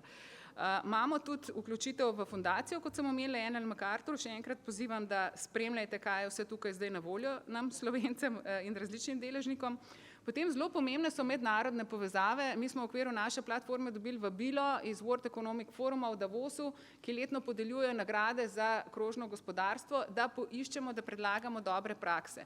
To lahko zveni kot nekaj banalnega, ampak če mi kot Slovenija predstavimo, ne vem, 10 dobrih praks od 2-milijonskega naroda in dobimo po možnosti še eno nagrado in je to razglašeno v Davosu, je to verjetno vredno več kot nekaj televizijskih oglasov na nacionalni televiziji. Ne. Tako da dajmo gledati, kje so vse take priložnosti, da mi to, kar že imamo, lahko dejansko pokažemo v mednarodnem okolju. Pozdravljamo tudi absolutno pobudo te delovne skupine za prehod v krožno gospodarstvo, ki daje to možnost, da to, kar vidimo, ne, da dostikrat ne vemo, kaj vse je že narejeno. Torej, znotraj te skupine res odlično, ne, da bomo prepoznali, kaj že imamo in kako lahko to skupaj komuniciramo ali pa nadgradimo v določenih projektih. In seveda vabljeni tudi v vključitev v našo platformo, kjer se trudimo na način, da imamo kompetenčne partnerje, če se rabijo določene znanja, če bi radi svoje poslovne primere predstavili kot dobre prakse, tako imenovane case studije, to vedno manjka in to tudi pol sprašujejo, kje pa so dobre prakse, zato dajte se oglasiti tisti, ki to imate. Ne. Priporočila bi vam pa tudi res, ki zveni morda zelo enostavno ali pa saj to vendar delamo, ampak delavniške oblike in to med različnimi deležniki, med različnimi podjetji, ker zdaj smo par takih delavnic naredili in se kreirajo povsem nove rešitve. Ni več, da nekdo, ki proizvaja, ne vem, lesene hiše, ga zanima samo dobavitelj za, ne vem, tlakovce. Ne, ta sodi v sektor living environment, recimo bivanjskega okolja. Zanima ga, kako bo energijo dobavljal, kako bo mobilnost omogočil temu stanovalcu, kako bo ta prehrano se samo oskrboval in podobno. Tako da, če sedete skupaj različni, potem nastanejo te novi modeli, ki so dejansko krožni. In Slovenija je res odličen poligon, vedno rečemo, da je ravno prav velika, ne, da si to lahko privoščimo. Tukaj, če se pogledamo naokrog, se nas veliko že pozna, če se še malo potrudimo, se še bolj spoznamo in to so tiste potem stvari, ki jih lahko pokažemo in s katerimi tudi pritegnemo različne spet vrste virov. Ne bi samo o tem govorila, da bomo pritegnili investitorje, ampak tudi, da bomo pritegnili znanje, da bojo v naših okoljih ljudje radi živeli, se morda priseljevali tisti, ki imajo res dobre ideje in da bomo vsi skupaj povečevali kakovost bivanja in na ta način postajali tudi dejansko zelena referenčna država v Evropi. Hvala lepa.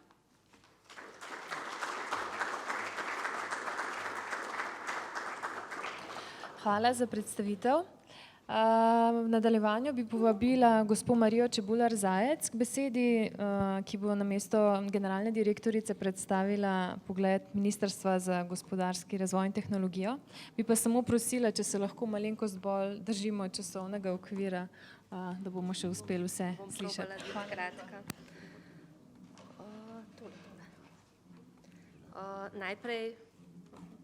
Najprej en lep pozdrav še z moje strani. Opravičila bi generalno direktorico, ker je zadržana na nekem drugem dogodku. Tako da bom probala jaz predstaviti nekako tematiko raziskav razvoja in inovacij v krožnem gospodarstvu. Jaz mislim, da ni boljšega prostora, ni boljše lokacije v tem trenutku za pogovor o krožnem in zelenem gospodarstvu. Če se sprehodimo skozi sejemski prostor, vidimo nove izdelke, nove tehnologije, ki so bolj zeleni, bolj krožni, bolj pametni, bolj kreativni. In to rabimo. Slišali smo že večkrat danes, da so naravni viri omejeni, okolje onesnaženo, prebivalstvo naglo narašča.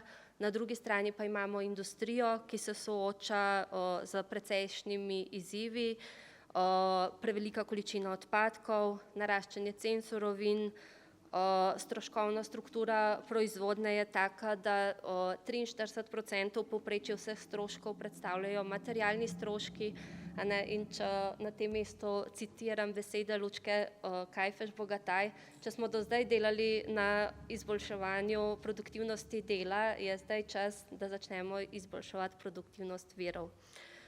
Poleg tega obstaja tudi visoka uvozna odvisnost celotne Evropske unije. Torej, edina smiselna rešitev je v prehodu na krožno gospodarstvo, ki ga pač označuje ta manjša poraba virov in reciklaža.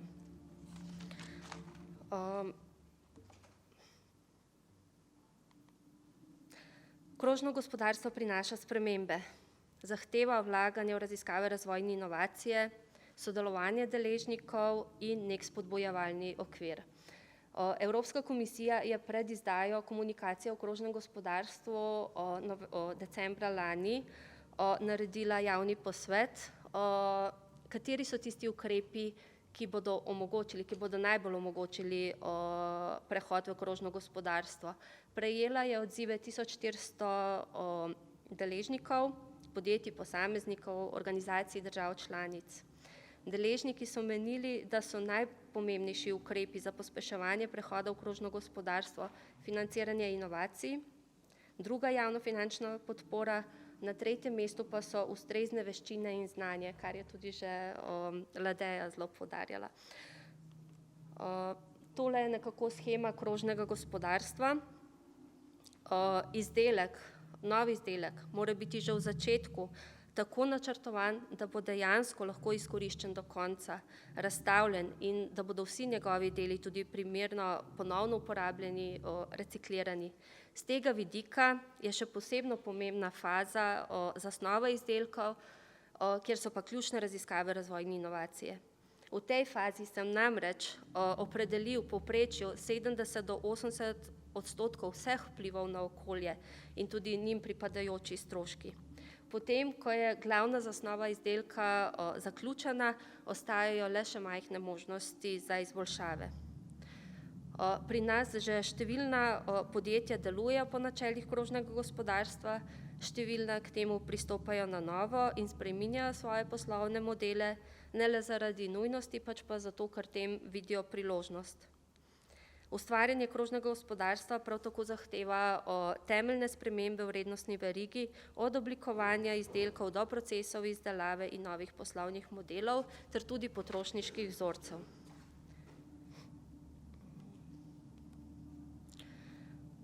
Torej, veseli me ali pa tudi Ministrstvo za gospodarski razvoj in tehnologijo, da so mreže za prehod v krožno gospodarstvo eno od 9 prednostnih področij slovenske strategije pametne specializacije, kamor se vlaga denar za raziskave, razvoj in inovacije. Tudi druge prioritete, tukaj jih imamo spisane, so trajnostno naravnane in v okviru 170 pobud gospodarstva in znanosti, ki smo jih prejeli tekom procesa pametne specializacije, bi jih lahko izluščili kar nekaj takih, ki pospešujejo zeleno in krožno gospodarstvo. Naprimer, naj naštejem samo nekaj izmed njih. Naprimer, na področju pametnih mest in skupnosti so prišle pobude, optimizacija emisij v prometu, soproizvodnja elektrike in toplote, upravljanje z odpadki. Na področju pametnih zgradb in doma, trajnostno gradbeništvo, trajnostne rešitve za učinkovito ogrevanje in hlajenje stavb, izraba naravnih učinkovin iz lesa. Na področju mrež za prehod v krožno gospodarstvo, uporaba odpadnih materialov v gradbeništvu, odpadnega mulja, sirotke, reciklaža avtomobilskih gum, uporaba alg v biotehnologiji in okoljskih tehnologijah, predelava metalurških odpadkov. Na področju trajnostne pridelave hrane, sorte za prihodnost, napredne tehnologije za razvojno naravnano pridelavo hrane, upravljanje agroživilskih oskrbnih verig. Na področju trajnostnega turizma, naprimer razvoj inovativnih dermokozmetičnih izdelkov in storitev. Na področju pametnih tovarn, bolj energetsko in snovno učinkoviti procesi proizvodnje. Na področju medicine, zdravljenje z biološkimi zdravili. Mobilnost, napredni sistemi za zeleno mobilnost, vozila na hibridni pogon. Na področju materialov, razvoj naprednih materialov, biomaterialov, polimerov za lesno, gumarsko in kemijsko industrijo, reciklaža odpadnih materialov. Se pravi, idej, potencijala je veliko. Sedaj pa se nahajamo že v fazi izvajanja finančne perspektive in objavljeno je bilo tudi že kar nekaj razpisov, naprimer skupni razpis z Ministrstvom za izobraževanje, znanost in šport, katerega rezultati za drugo fazo bodo, mislim, jih je že predstavil na kratko državni sekretar Aleš Kantarutti, nekaj več bom pa še jaz v nadaljevanju. Še v tem mesecu je predviden tudi javni razpis za strateško razvojno inovacijska partnerstva, objavljen pa je bil tudi razpis za projekte, mednarodne projekte v okviru Eureka, sledili pa bodo še razpisi za dopolnjevanje SME instrumenta, za pilotne demo projekte na področju pametnih mest oziroma energetike ter za krepitev kompetenc. Na voljo pa bodo tudi povratni viri za naložbe. Tole so na kratko v tej tabelci izbrani rezultati skupnega javnega razpisa, druga faza v izvedbi MGRT. Ministrstvo bo skupno sofinanciranjem višini 15,8 milijona evrov spodbudila vlaganja v raziskovalne razvojne projekte v skupni višini preko 56,8 milijona evrov, kar dejansko pomeni nov razvojni zagon ne le za izbrane prijavitelje oziroma konzorcije, pač pa posledično tudi za celo gospodarstvo. Analiza, ki smo jo naredili, je dejansko pokazala, da je bil razpis zelo uspešen. Glede na število zelo dobrih projektov smo naknadno še povečali vrednost razpisa, tako da so se dejansko v financiranje uvrstile vse pozitivno ocenjene vloge, ocenjevali pa so jih zunanji strokovnjaki. Kot je razvidno iz te sheme, imamo razmeroma enakomerno porazdelitev glede na velikost podjetij in na regijo. Izbranih je bilo 26 samostojnih podjetij in 20 konzorcijev, skupno 73 podjetij, kar pomeni, da smo spodbudili povezovanje podjetij na skupnih projektih. Omogočeno pa bo tudi izvajanje RRI projektov na vseh prednostnih področjih pametne specializacije. Tukaj v tej tabeli pa so rezultati glede na področje pametne specializacije. Kot je povedal že državni sekretar, je bilo na področju mrež za prehod v krožno gospodarstvo pozitivno ocenjenih vseh 5 projektov, ki so prispeli. To so tile projekti in vsi projekti bodo tudi v nadaljevanju sofinancirani. Hkrati v prvi fazi razpisa, ki ga je izvajalo Ministrstvo za izobraževanje, znanost in šport, pa je bil tudi izbran projekt na področju krožnega gospodarstva, tam pa nastaja močna veriga vrednosti na področju papirništva in nanoceluloze. Prav tako, kolikor imamo informacije z terena, nastaja tudi močno strateško razvojno inovacijsko partnerstvo na področju krožnega gospodarstva.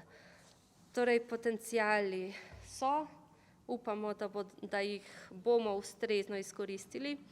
Lahko rečem, da smo na dobri poti. To kažejo statistični podatki, naprimer glede produktivnosti virov. V Sloveniji je produktivnost virov leta 2015 znašala 1,35 evra na kilogram, kar je 65,9% povečanje glede na leto 2000. To kažejo tudi razni projekti slovenskih startupov, ki delujejo na področju razvoja različnih platform, ki med drugim pospešujejo ekonomijo delitve, ki je tesno povezana s krožnim gospodarstvom, saj omogoča boljšo izrabo virov. In nenazadnje to kažejo tudi razni dogodki panog, združenj, gospodarstva s to tematiko. Naj omenim letna srečanja slovenske papirne industrije, metalurgije, razna okoljska srečanja. 2 dni nazaj, naprimer, je bila v Mariboru otvoritev novega kompetenčnega centra za reciklažo plastike strani, gre za investicijo skupine Alba oziroma Interseroha. To dejansko dokazuje, da se na terenu dogaja, da prihaja do idej, ki peljejo naprej do invencij, inovacij in te naprej do uspeha na trgu in do trajnostnega razvoja. In to, da se dogaja, je zelo dobro. Naj ponazorim še z mislijo Aleksandra Fleminga, ki je prav na današnji dan 15. septembra 1928 odkril penicilin. Rekel je, za rojstvo nečesa novega se mora nekaj dogajati. Newton je videl padec jabolka. James Watt je gledal vrenje v kotličku. Rentgen je zameglil nekaj fotografskih plošč. In ti ljudje so vedeli dovolj, da so znali prevesti navadno dogajanje v nekaj novega. Tudi mi želimo, da se to dogajanje, ki smo mu priča tudi danes, prevede v nekaj novega, da izkoristimo ves ustvarjalni potencial, ki ga imamo v Sloveniji in da zavrtimo tole spiralo krožnega, trajnostnega razvoja čim hitreje. Hvala.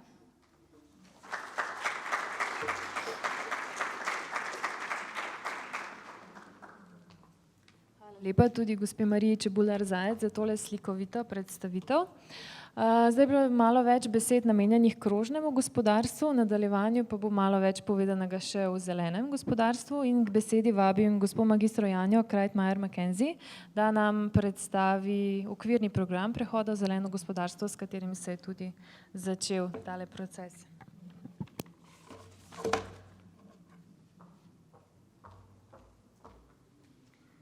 Hvala za besedo.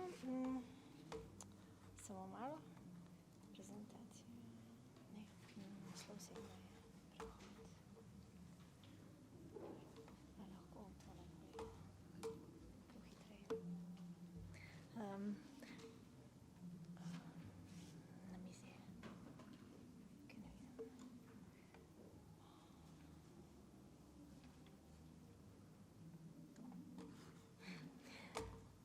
Hvala lepa. Torej, danes je bilo povedanega že res veliko na temo prehoda v zeleno in krožno gospodarstvo. Jaz bom na kratko predstavila še okvirni program prehoda, ki ga je katerega pripravo je koordiniralo Ministrstvo za okolje in prostor. Pripravljali smo ga pa skupaj z vsemi ministrstvi in sprejela ga je vlada oktobra lani in nam pravzaprav nudi okvir za naše aktivnosti. Zdaj, prehod v zeleno gospodarstvo je proces. Tega procesa se je lotilo ali pa se trenutno loteva že večina evropskih držav, ker kot smo slišali, brez tega gospodarstvo pač v prihodnosti ne bo moglo biti konkurenčno, ob nepreudarni rabi virov pa bo seveda potem padalo tudi kvaliteta življenja, blaginja in pa zdravje ljudi. Je pa to proces, ki bo zahteval velike spremembe. Niso samo spremembe zakonodaje, našega delovanja in obnašanja, pravzaprav so spremembe miselnosti in pristopa k vsem, kar delamo in zaradi tega bo treba spremeniti zelo veliko stvari, kar pa seveda ni tako enostavno. Mogoče, če kar povem, da je zaradi tega država oziroma vlada pripravlja okvirni program, ki ne bi nudil neko podlago za te spremembe in za ta proces, hkrati pa predstavlja tudi fleksibilen okvir za aktivnosti. Fleksibilen pa zaradi tega, ker smo s tem okvirnim programom šele začeli z dialogom z deležniki, kar je, kot je že povedal tudi državni sekretar gospod Slapnik, eno od ključnih aktivnosti, ampak ne samo aktivnosti, ampak dejansko doseganja pri iskanju skupnih rešitev in v bistvu izboljševanja ukrepov tistih, ki jih mora narediti država, pa tudi seveda tistih, ki jih lahko prispevajo drugi deležniki. Mogoče tukaj samo omenim, zakaj je zeleno krožno, pravzaprav ni ali pa o čem zdaj govorimo o obojem. Zelenem gospodarstvu govorimo zato, ker s tem, ko govorimo o zelenem gospodarstvu, pokrivamo prav vsa področja in dosegamo prav vse deležnike do zadnjega državljana in vseh ljudi, ki lahko prispevamo. Krožno je pa seveda ključen gospodarski koncept in nova oblika gospodarstva, v katero se usmerjamo danes in zaradi tega je pomembno, da te stvari pripravljamo skupaj in jih usmerjamo vse v isti fokus. Zdaj, tukaj bi rada omenila še dobre prakse. To je tudi bilo že omenjeno danes večkrat, nekaj bo predstavljeno, nekaj zelo zanimivih bo predstavljeno danes popoldne, ki so seveda neprecenljive v smislu znanja, pa tudi v smislu tega, da so tisti, ki tiste gospodarstveniki, ki so že se usmerili v zelene in krožne modele gospodarstva, dokazali, da so že spremenili svojo miselnost in da se tudi da v to smer delati brez posebnih podlag, seveda pa te lahko samo še to pospešijo. Zaradi tega seveda smo z okvirnim programom najprej hoteli sploh pospešiti ta proces oziroma mu pomagati, ki se že dogaja tudi brez države. Mogoče en največjih izzivov je prav povezati politike in njihove ukrepe, ki danes niso povezani, to ni nič nenavadnega, s tem izzivom se soočajo vse države v Evropi in tudi sama Evropska komisija. Veliko se danes o tem govori, da je, tudi če so dobre politike, če nimajo povezanih ukrepov, potem ne dosegajo takih sinergij in vsak ukrep zase razpršena so sredstva, razpršeni so ukrepi in je težje pač delovati. Z okvirnim programom, kot smo že omenili, smo želeli seveda aktivirati vse deležnike, ki lahko prispevajo, kljub temu, da je gospodarstvo eno najpomembnejših, so tudi drugi. Seveda bo treba prilagoditi zakonodajo, predvsem fiskalno politiko bo treba spremeniti. Vzpostaviti smo želeli dialog in seveda promocijo in ozaveščanje, kapitalizirati znanje, omogočiti več mreženja in spodbuditi pretok znanja, pa seveda dostop do finančnih virov, ne samo novi finančni viri, ampak tudi obstoječi, pač olajšati dostop in v bistvu omogočiti, da ti viri niso tako razpršeni. Tukaj ima seveda veliko nalogo tudi sama ožja medresorska delovna skupina, ki je seveda zadolžena za to, da med sabo povezuje politiko oziroma koordinira aktivnosti sektorjev, ki smo si jih zadali in to je pač naša naloga seveda. Potem ima tudi seveda okvirni program na podlagi tega, kaj želimo zaseči te naloge, ki si jih je zadal, da bo nekako vzdrževal ta tok in da se bo povezoval tako z aktivnostmi za krožno in drugimi in ki jih mogoče lahko prikažemo nekako v enih 4 stebrih, ki smo si jih zadali, se pravi ta, ki sem ga omenila, povezati politike in usmeriti ukrepe v zeleno rast.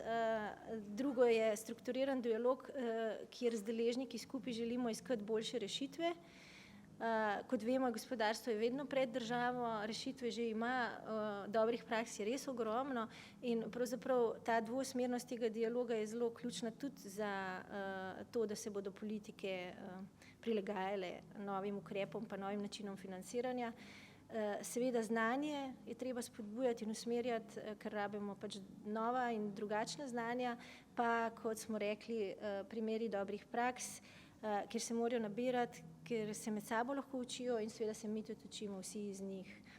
Zdaj, če samo na kratko omenim strukturo okvirnega programa, je nekako dvodelna. Eno je ta okvir, s katerim smo pravzaprav dosegli en konsenz v državi, da smo rekli, ja, v to smer gremo, zeleno je pomembno, krožne koncepte bomo razvijali in je to neka odločitev, ki je bila sprejeta in je postavila podlago za aktivnosti države. Drugi del je pa ta akcijski načrt, kjer smo opredelili ključna področja, ki je pa prav namenjen temu, da je fleksibilen, da se skupaj z deležniki naprej razvija. In zato je tudi izvajanje okvirnega programa neka dvoletna obdobja. Zdaj poteka ta akcijski načrt, ki bo 2015-2016 in z oktobrom se že pripravlja naslednji, upamo, seveda z roko v roki z deležniki. In na polletna obdobja je pa nastavljeno poročanje pa prilagajanje aktivnosti, ker je to pač proces, ki se sproti razvija, vsi se učimo, vsi si v bistvu med sabo izmenjujemo izkušnje. Poročanje smo pa uredili preko enotnega dokumenta za poročanje, ki ga pa vodi Ministrstvo za javno upravo, kjer je potem tudi ta transparentnost in si lahko vsak državljan pogleda, kako se aktivnosti izvajajo. Ključne sklope, ki smo jih v okvirnem programu konec lanskega leta opredelili, so tisti, ki smo jih skupaj z sektorji, pa tudi z drugimi deležniki identificirali kot trenutno tiste, ki jih znamo identificirati kot najbolj pomembne, na katerih se že delajo aktivnosti. Aktivnosti smo nekako v tem prvem akcijskem programu, bom rekla, bolj popisali kot povezali in smo to naredili zato, ker sicer je težko spodbuditi vse deležnike in sogovornike za sodelovanje, če se nekako ne obelodani, katere stvari se izvajajo in dogajajo, zdaj pa seveda to že nadgrajujemo, sektorji se med sabo na določenih stvarih že povezujejo, prvi koraki se delajo v to smer, a bo pa treba seveda še veliko dela. Zdaj naštevala jih ne bom, ker jih lahko preberete, pa so tudi noter v programu.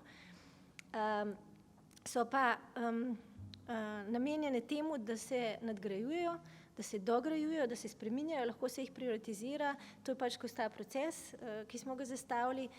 Nadaljevali bomo z identifikacijo dobrih praks, predvsem si jih želimo povezati, ker je tudi teh aktivnosti že veliko, prakse se identificirajo, ampak v bistvu se jih mogoče težko včasih poiskati.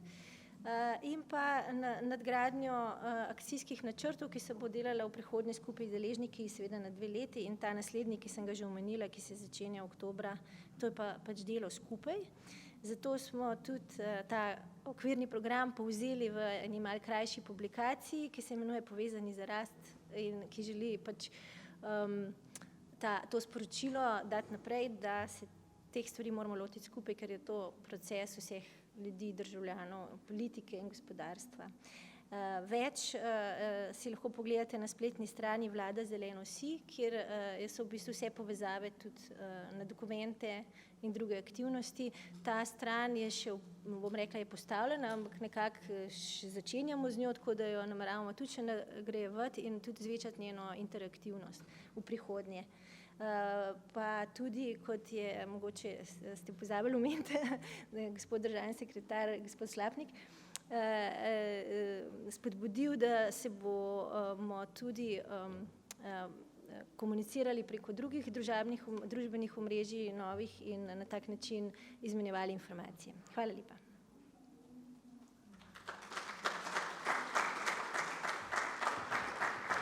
Hvala tudi Jani Krajtmajer McKenzie. Zdaj pa k besedi vabim dr. Darjo Piciga, soavtorico knjige Integral Green Slovenija, da poda še svoje videnje.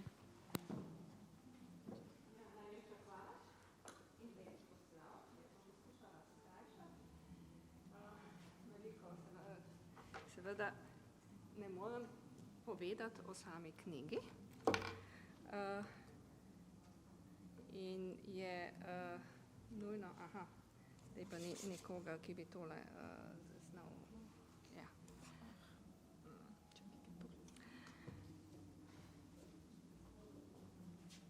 Najprej bi povedala to, da Najprej bi povedala to, da nastopam seveda kot predstavnica Ministrstva za okolje in prostor in kot predstavnica državljanske pobude za integralno zeleno Slovenijo, ki je bila nosilna pri pripravi te knjige. Na ministrstvu delam na področju zelenega gospodarstva, trajnostnega razvoja, vzgoje, izobraževanja, podnebnih sprememb, se pravi vse tiste teme, ki so zelo pomembne za to.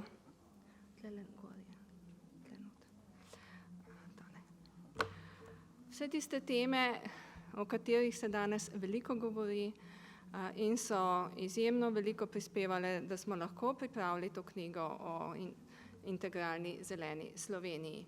Tisto, kar pa želim še posebej izpostaviti danes, zato ker o zelenem zelo veliko govorijo drugi govorci, pa je ta povezanost okolja in seveda tudi zelenega gospodarstva z drugimi področji. In nekako na ta način vprašanje, kako prispevati k razreševanju globalnih izzivov. Globalni izzivi, če takoj začnem s ključnimi sporočili, globalni izzivi so tukaj in zdaj, še več in bolj prepleteni se bodo pojavljali, razvijali v prihodnosti. In zato zgolj zelene, okolju prijazne rešitve ne zadoščajo za trajnostna podjetja, trajnostni razvoj. Integralna ekonomija ponuja nov povezovalni pristop. Alternativne teorije in modeli, ki so predstavljene v knjigi o integralni ekonomiji, Integral Economics, so uspešni že danes. Zelo poznani, recimo Mondragon, Grameen, Seke in še številne druge. Vendar imamo seveda dobre prakse integralne zelene ekonomije tudi v Sloveniji. Veliko govorimo o Domelu, o srcu Slovenije, Pipistrel, tudi druga podjetja in organizacije skupnosti. Imamo znanje in izkušnje. Prvi na svetu pa smo jih povezali v nacionalni model.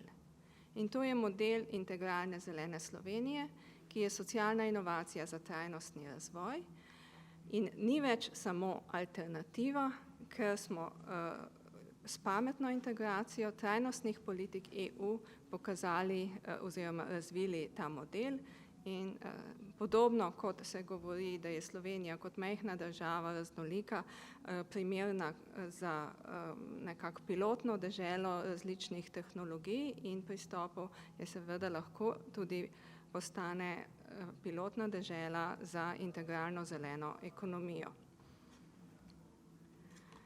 No, če začnem z okoljem, s čimer se seveda pri nas na ministrstvu predvsem ukvarjamo, bi izpostavila poročilo o evropskem okolju iz lanskega leta, ki ga je pripravila Evropska agencija za okolje. Seveda kot rešitev za prihodnost izpostavlja zeleno gospodarstvo, ki je nizkoogljično in krožno. Hkrati, ko to poročilo govori, predstavlja pomembne napredke Evropske unije na področju okolja, saj smo najbolj nekako napredni tudi v svetovnem merilu, pa opozarja, da so dolgoročne napovedi manj ugodne. To pomeni, da gospodarstveniki, podjetniki, pametni to morajo tudi upoštevati. Zakaj so te napovedi manj ugodne? Veliko zaradi tega, ker okoljski, družbeni in gospodarski sistemi delujejo nekako po principu povratnega delovanja in so medsebojno odvisni.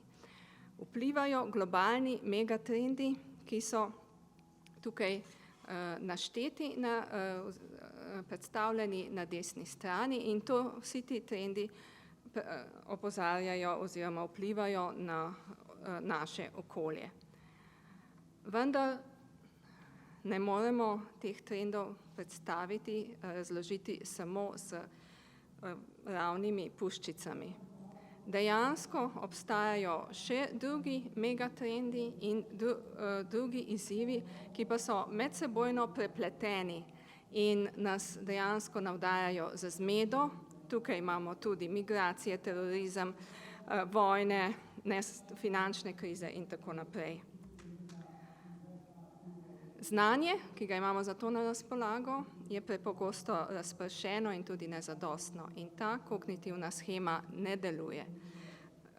Potrebujemo drugačne pristope. Globalna skupnost se skuša s temi izzivi soočiti preko 17 ciljev in 169 podciljev trajnostnega razvoja iz agende 2030, ki je bila sprejeta lani septembra v New Yorku na skupščini Združenih narodov. Agenda poudarja nujnost povezanega sodelovanja, vendar je tega še veliko premalo. Zato je smiselno iskati nove kognitivne sheme, konceptualne okvire, ki nam bodo pri tem pomagali. Lani, 1. junija, smo na vladnem posvetu povezovanje potencialov za trajnostno prihodnost predstavili integralni pristop profesorjev Lesema in Šiferja iz Centra za integralni razvoj Transforum v Ženevi, ki poudarja, da je potrebno nekako usklajevati, trajno uravnoteževati različne sfere tudi pri gospodarstvu in različne filozofske pristope, se pravi narava, skupnost, kultura, duhovnost, znanost, tehnologija, ekonomija, politika in te sfere povezuje ali svetove povezujejo vrednote v središču, moralno jedro in to nam lahko pomaga, da se bolj učinkovito soočimo s temi krizami, ki se čedalje povečujejo v svetovnem merilu. Tisto, kar želim še poudariti, je, da integralni pristop ne pristaja na te bipolarne izbire, ali bomo imeli neoliberalni kapitalizem ali keynesijansko, ali bo rast, ali bo varčevanje in tako naprej, ali pa da samo usklajujemo te bipolarne izbire, ampak ponuja model 4+1, se pravi, da je potrebno uravnoteževati, usklajevati te 4 svetove, ki jih povezuje moralno jedro. No, med njimi, med temi primeri, ki jih profesorja Lesem in Schiffer predstavljata v knjigi Integral Economics, so nekateri, kot sem omenila, ki so nam že poznani, od Grameen banke, Nobelovega nagrajenca Muhammada Yunusa, Sekema, Ibrahima Abulejša, Mondragona, tudi Triodos banko že nekoliko poznamo v Sloveniji. Namreč profesorja Lesem in Schiffer sta ta osnovni model 4+1, integralni pristop, aplicirala na področje ekonomije in po eni strani ugotovila, da obstaja cela vrsta, množica tako teoretskih pristopov, ekonomskih teorij, kot modelov dobrih praks, ki uspešno delujejo v pogojih tržnega gospodarstva. In te modele sta nekako povezala v nek svetovni zemljevid integralne ekonomije, v katerem poudarjata 4 pristope ekonomske, samozadostno na skupnosti temelječe gospodarstvo, razvojno na kulturi temelječe gospodarstvo, socialno na znanju temelječe gospodarstvo in življenjsko gospodarstvo življenja. In, kot sem rekla, pripravila sta, opisala sta ta integralni zemljevid oziroma svetovni zemljevid integralne ekonomije kot cela vrsta alternativ neoliberalnemu kapitalizmu. In od letošnjega junija imamo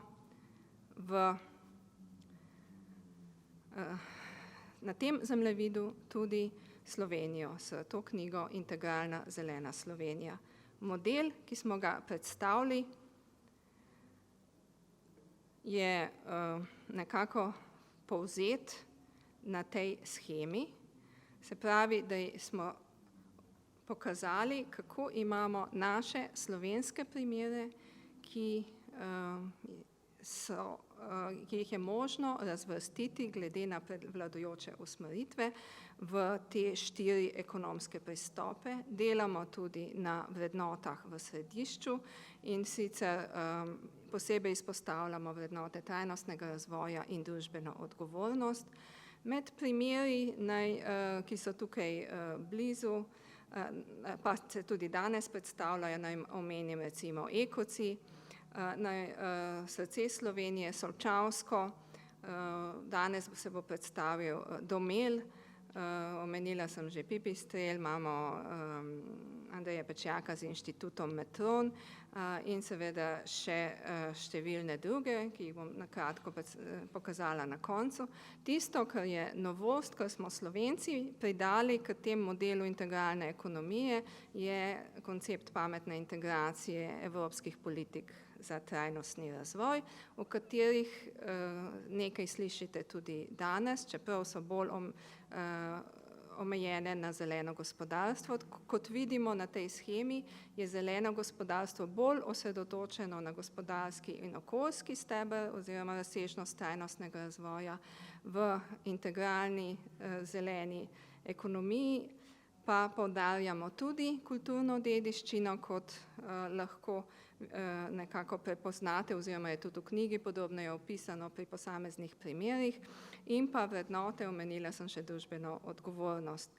Med temi politikami, kot smo že govorili o zelenem gospodarstvu, je prav tako pomembno, in govorili, danes je bilo tudi omenjeno, tako trajnostni razvoj podeželja kot trajnostni razvoj mest. Imamo pa potem še politike socialne ekonomije, ki tudi veliko prispevajo k trajnostnemu razvoju in družbeno odgovornost. Vse te politike so zelo sprejete in podprte tudi znotraj Evropske unije. No, danes je pri okrogli mizi napovedan gospod Štefan Vrtoncelj, ki bo predstavil Domel, družbeno odgovorno podjetje z zelenim konceptom in lastništvom zaposlenih. To podjetje smo že večkrat predstavljali. Če gledamo z vidika zelenega gospodarstva, verjetno poznate te elektromotorčke za vakuumske sesalnike, ki so snovno učinkoviti oziroma energetsko učinkoviti, snovno učinkoviti in manj hrupni. To so rešitve tudi, razvili so te rešitve za energijsko nalepko in tisto vprašanje, ki smo si ga zastavili tudi v knjigi in si ga lahko danes zastavimo, kaj vse je Domel pripeljalo do teh trajnostnih inovativnih rešitev in do tega, da so danes zasedli globalno nišo, tržno nišo na tem področju. In to je model, ki je eden vodilnih modelov integralne zelene ekonomije, podrobno predstavljen v knjigi, kaj je vse tisto, vključno z to povezanostjo, s skupnostjo, z zavedanjem kulturne dediščine, zavestjo o nujnosti napredovanja in razvoja in še drugimi elementi, ki so pripeljali do uspeha, seveda v središču vrednote. Številna podjetja na to opozarjajo. Drugi primer, ki bo danes predstavljen, Srce Slovenije kot model partnerstva za zeleno gospodarstvo. Pomembno se je zavedati, da so oni že sami razvili model, strateški model, ki praktično vključuje te elemente integralne ekonomije.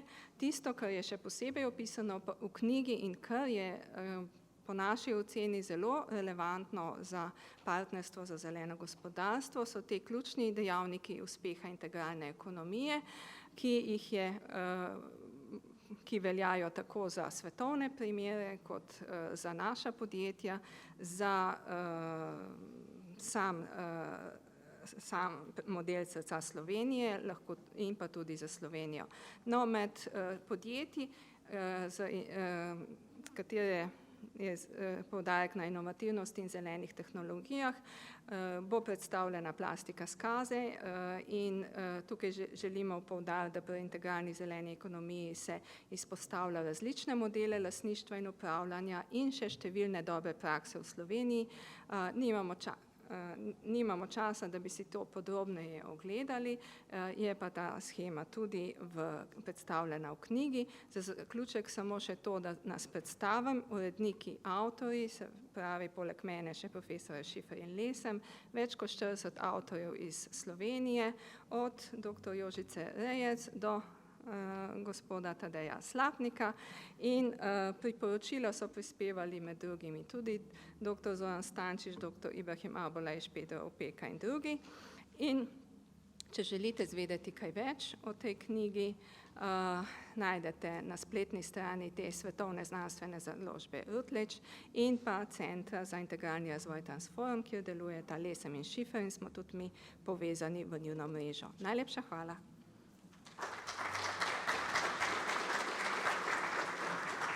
Najlepša hvala tudi dr. Darji Piciga. Zdaj pa k besedi vabim še zadnjo v prvem panelu, gospo magistro Neno Dokuzov, da nam predstavi horizontalne podporne ukrepe za prehod v zeleno gospodarstvo.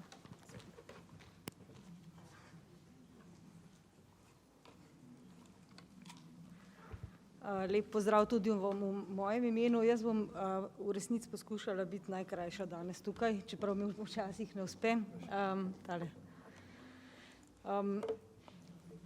Večino besed, ki so v moji prezentaciji, sem jaz danes tukaj od vseh govorcev že slišala. Ampak kljub vsemu bi pa poudarila naslednje. Ko govorimo o virih, govorimo o naravnih in tradicionalnih virih. Nihče pa se mogoče ne vpraša, koliko smo dejansko že vložili v to, da smo zagotovili tiste osnovne pogoje, da sploh lahko začnemo izvajati ukrepe trajnostnega zelenega gospodarstva in pa seveda potem tudi krožnega. Zato sem jaz šla mogoče malo nazaj v prejšnje programsko obdobje in sicer tudi izhajajoč iz tega, kako je strukturiran ta dokument, ki se nanaša pač na okvirni program za prehod na zeleno gospodarstvo. Dejstvo je, da smo v programskem obdobju 2007 do 2013 ogromno sredstev vložili v okoljsko infrastrukturo, v trajnostno mobilnost, urbani razvoj in informacijsko-komunikacijsko tehnologijo, ki sploh v tem trenutku omogočajo začetek razmišljanja o tem, da bi lahko infrastrukturo kot tako pojmovali na način vstopa v trajnostno, zeleno in pa krožno gospodarstvo. Moram povedati, da je bilo uspešno zaključenih 5 regijskih centrov za ravnanje z odpadki. Kar je mogoče izgubljena priložnost je ta, da komuniciranje regijskih centrov za ravnanje z odpadki ni bilo dovolj učinkovito in da so se smatrali to kot neki konglomerati, ki jih postavljajo določena regijska središča za to, da izgradijo projekte okoljske infrastrukture. Potem imeli smo 24 velikih projektov oziroma 363 manjših projektov okoljske infrastrukture, ki jih danes pojmujemo pod področje socialne vključenosti.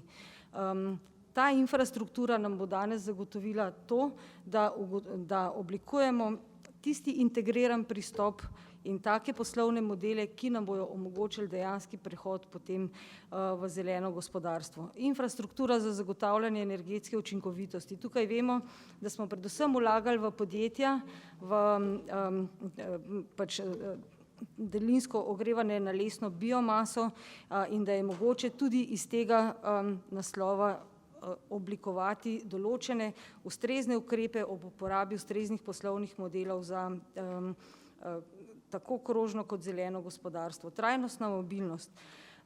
Kot bomo danes videli primer, ki bo predstavljen tukaj Zavoda za Dihaj, je neposredna navezava na to, da smo zagotovili v bistvu tako infrastrukturo. Zdaj sicer jaz sem tukaj omenila kolesarske steze, vendar pa tudi kolesarske steze so pogoj za to, da se zagotovi na državni ravni in na ravni regij in pa seveda na občinski ravni tisti blagi prehod v take ukrepe, ki bojo seveda v celoti prinašali družbene učinke. Urbani razvoj.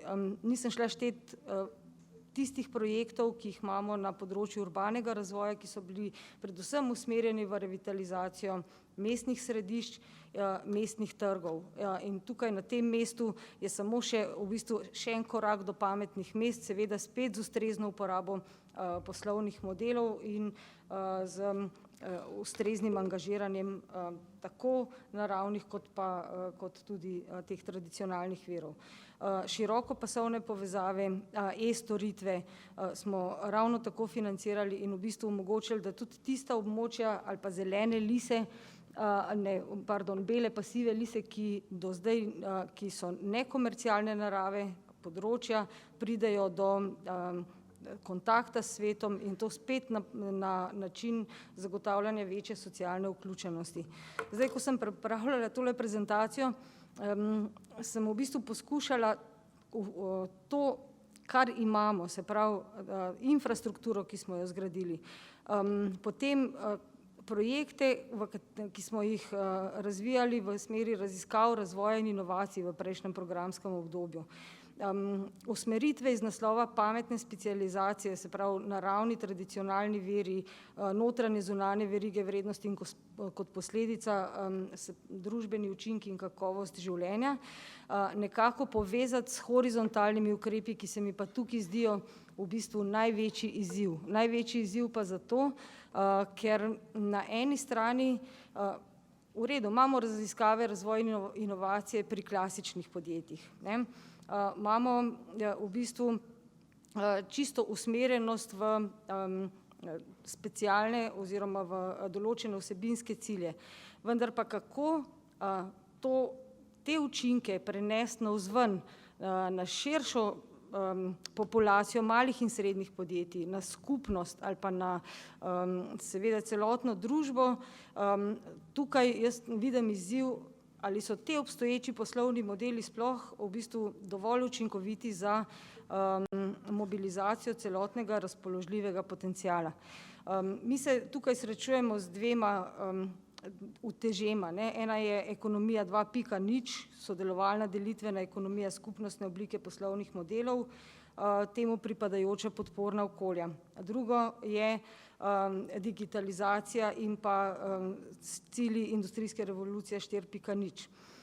Zdaj, nekako smo poskušali to dvoje združiti skupaj, pa mogoče bi šla najprej v poslovni model, ki se tukaj na tem mestu izkazuje kot tisti model, ki bo v kratkem času omogočal prehod iz tega klasičnega pristopa, iz klasičnega poslovnega modela, iz klasičnih podjetij, ki bo približal ta tip aktivnosti ljudem in skupnosti, in tukaj vidimo kooperative kot tisti učinkoviti poslovni model, ki se kaže kot vmesni člen za transformacijo v dejansko krožno in pa zeleno gospodarstvo. Zdaj mi načrtujemo v kratkem en razpis z področja energetskih kooperativ in kooperativ za področje učinkovite rabe virov.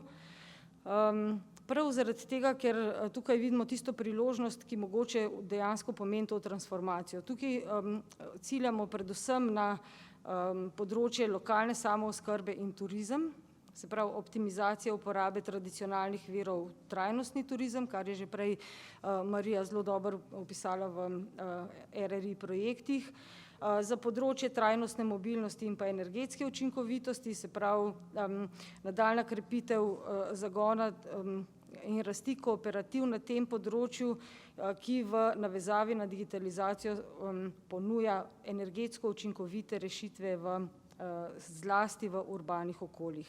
In nadalje potem kot poslovni model za upravljanje infrastrukture za alternativne vire energije. Moram povedati, da zdaj smo ravno zaključili en razpis za učne izdelovalne laboratorije, kar je že prej državni sekretar Cantarutti povedal.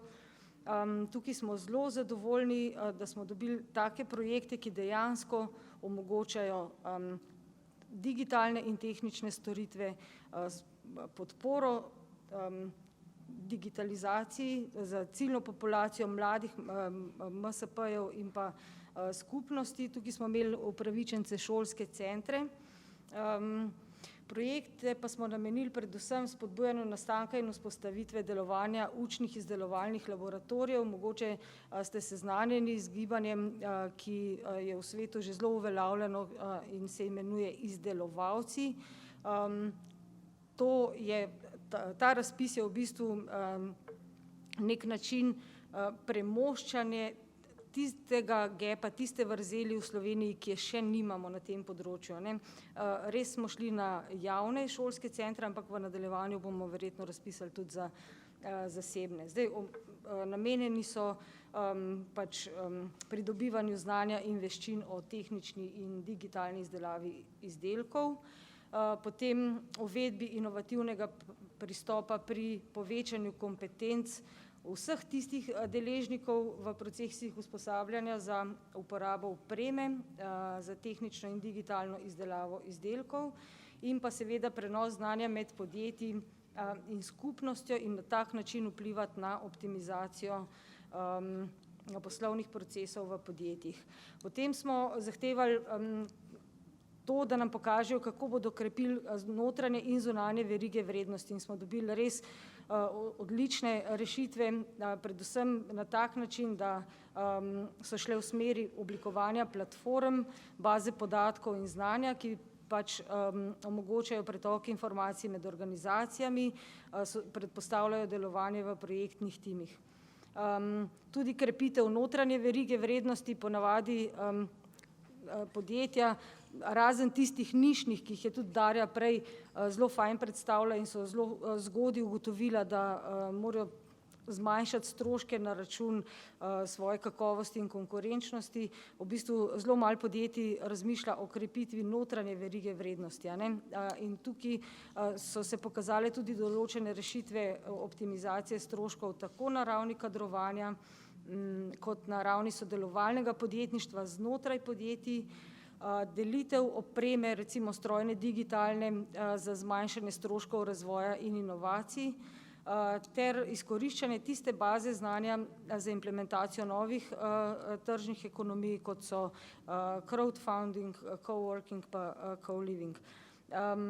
Nadalje se je rešitev kazala v uvedbi pametnih tehnologij, tudi v smeri delitvene ekonomije, delitev resursov in pa umestitvi seveda podjetij v ustrezno socialno, ekonomsko in tehnično okolje aktivno, pač kot eno izmed ključnih aktivnosti prehoda v 4.0. Kar je zanimivo, pa bi samo še 4 stavke povedala, uvajanje metode odprte komunikacije med deležniki, to.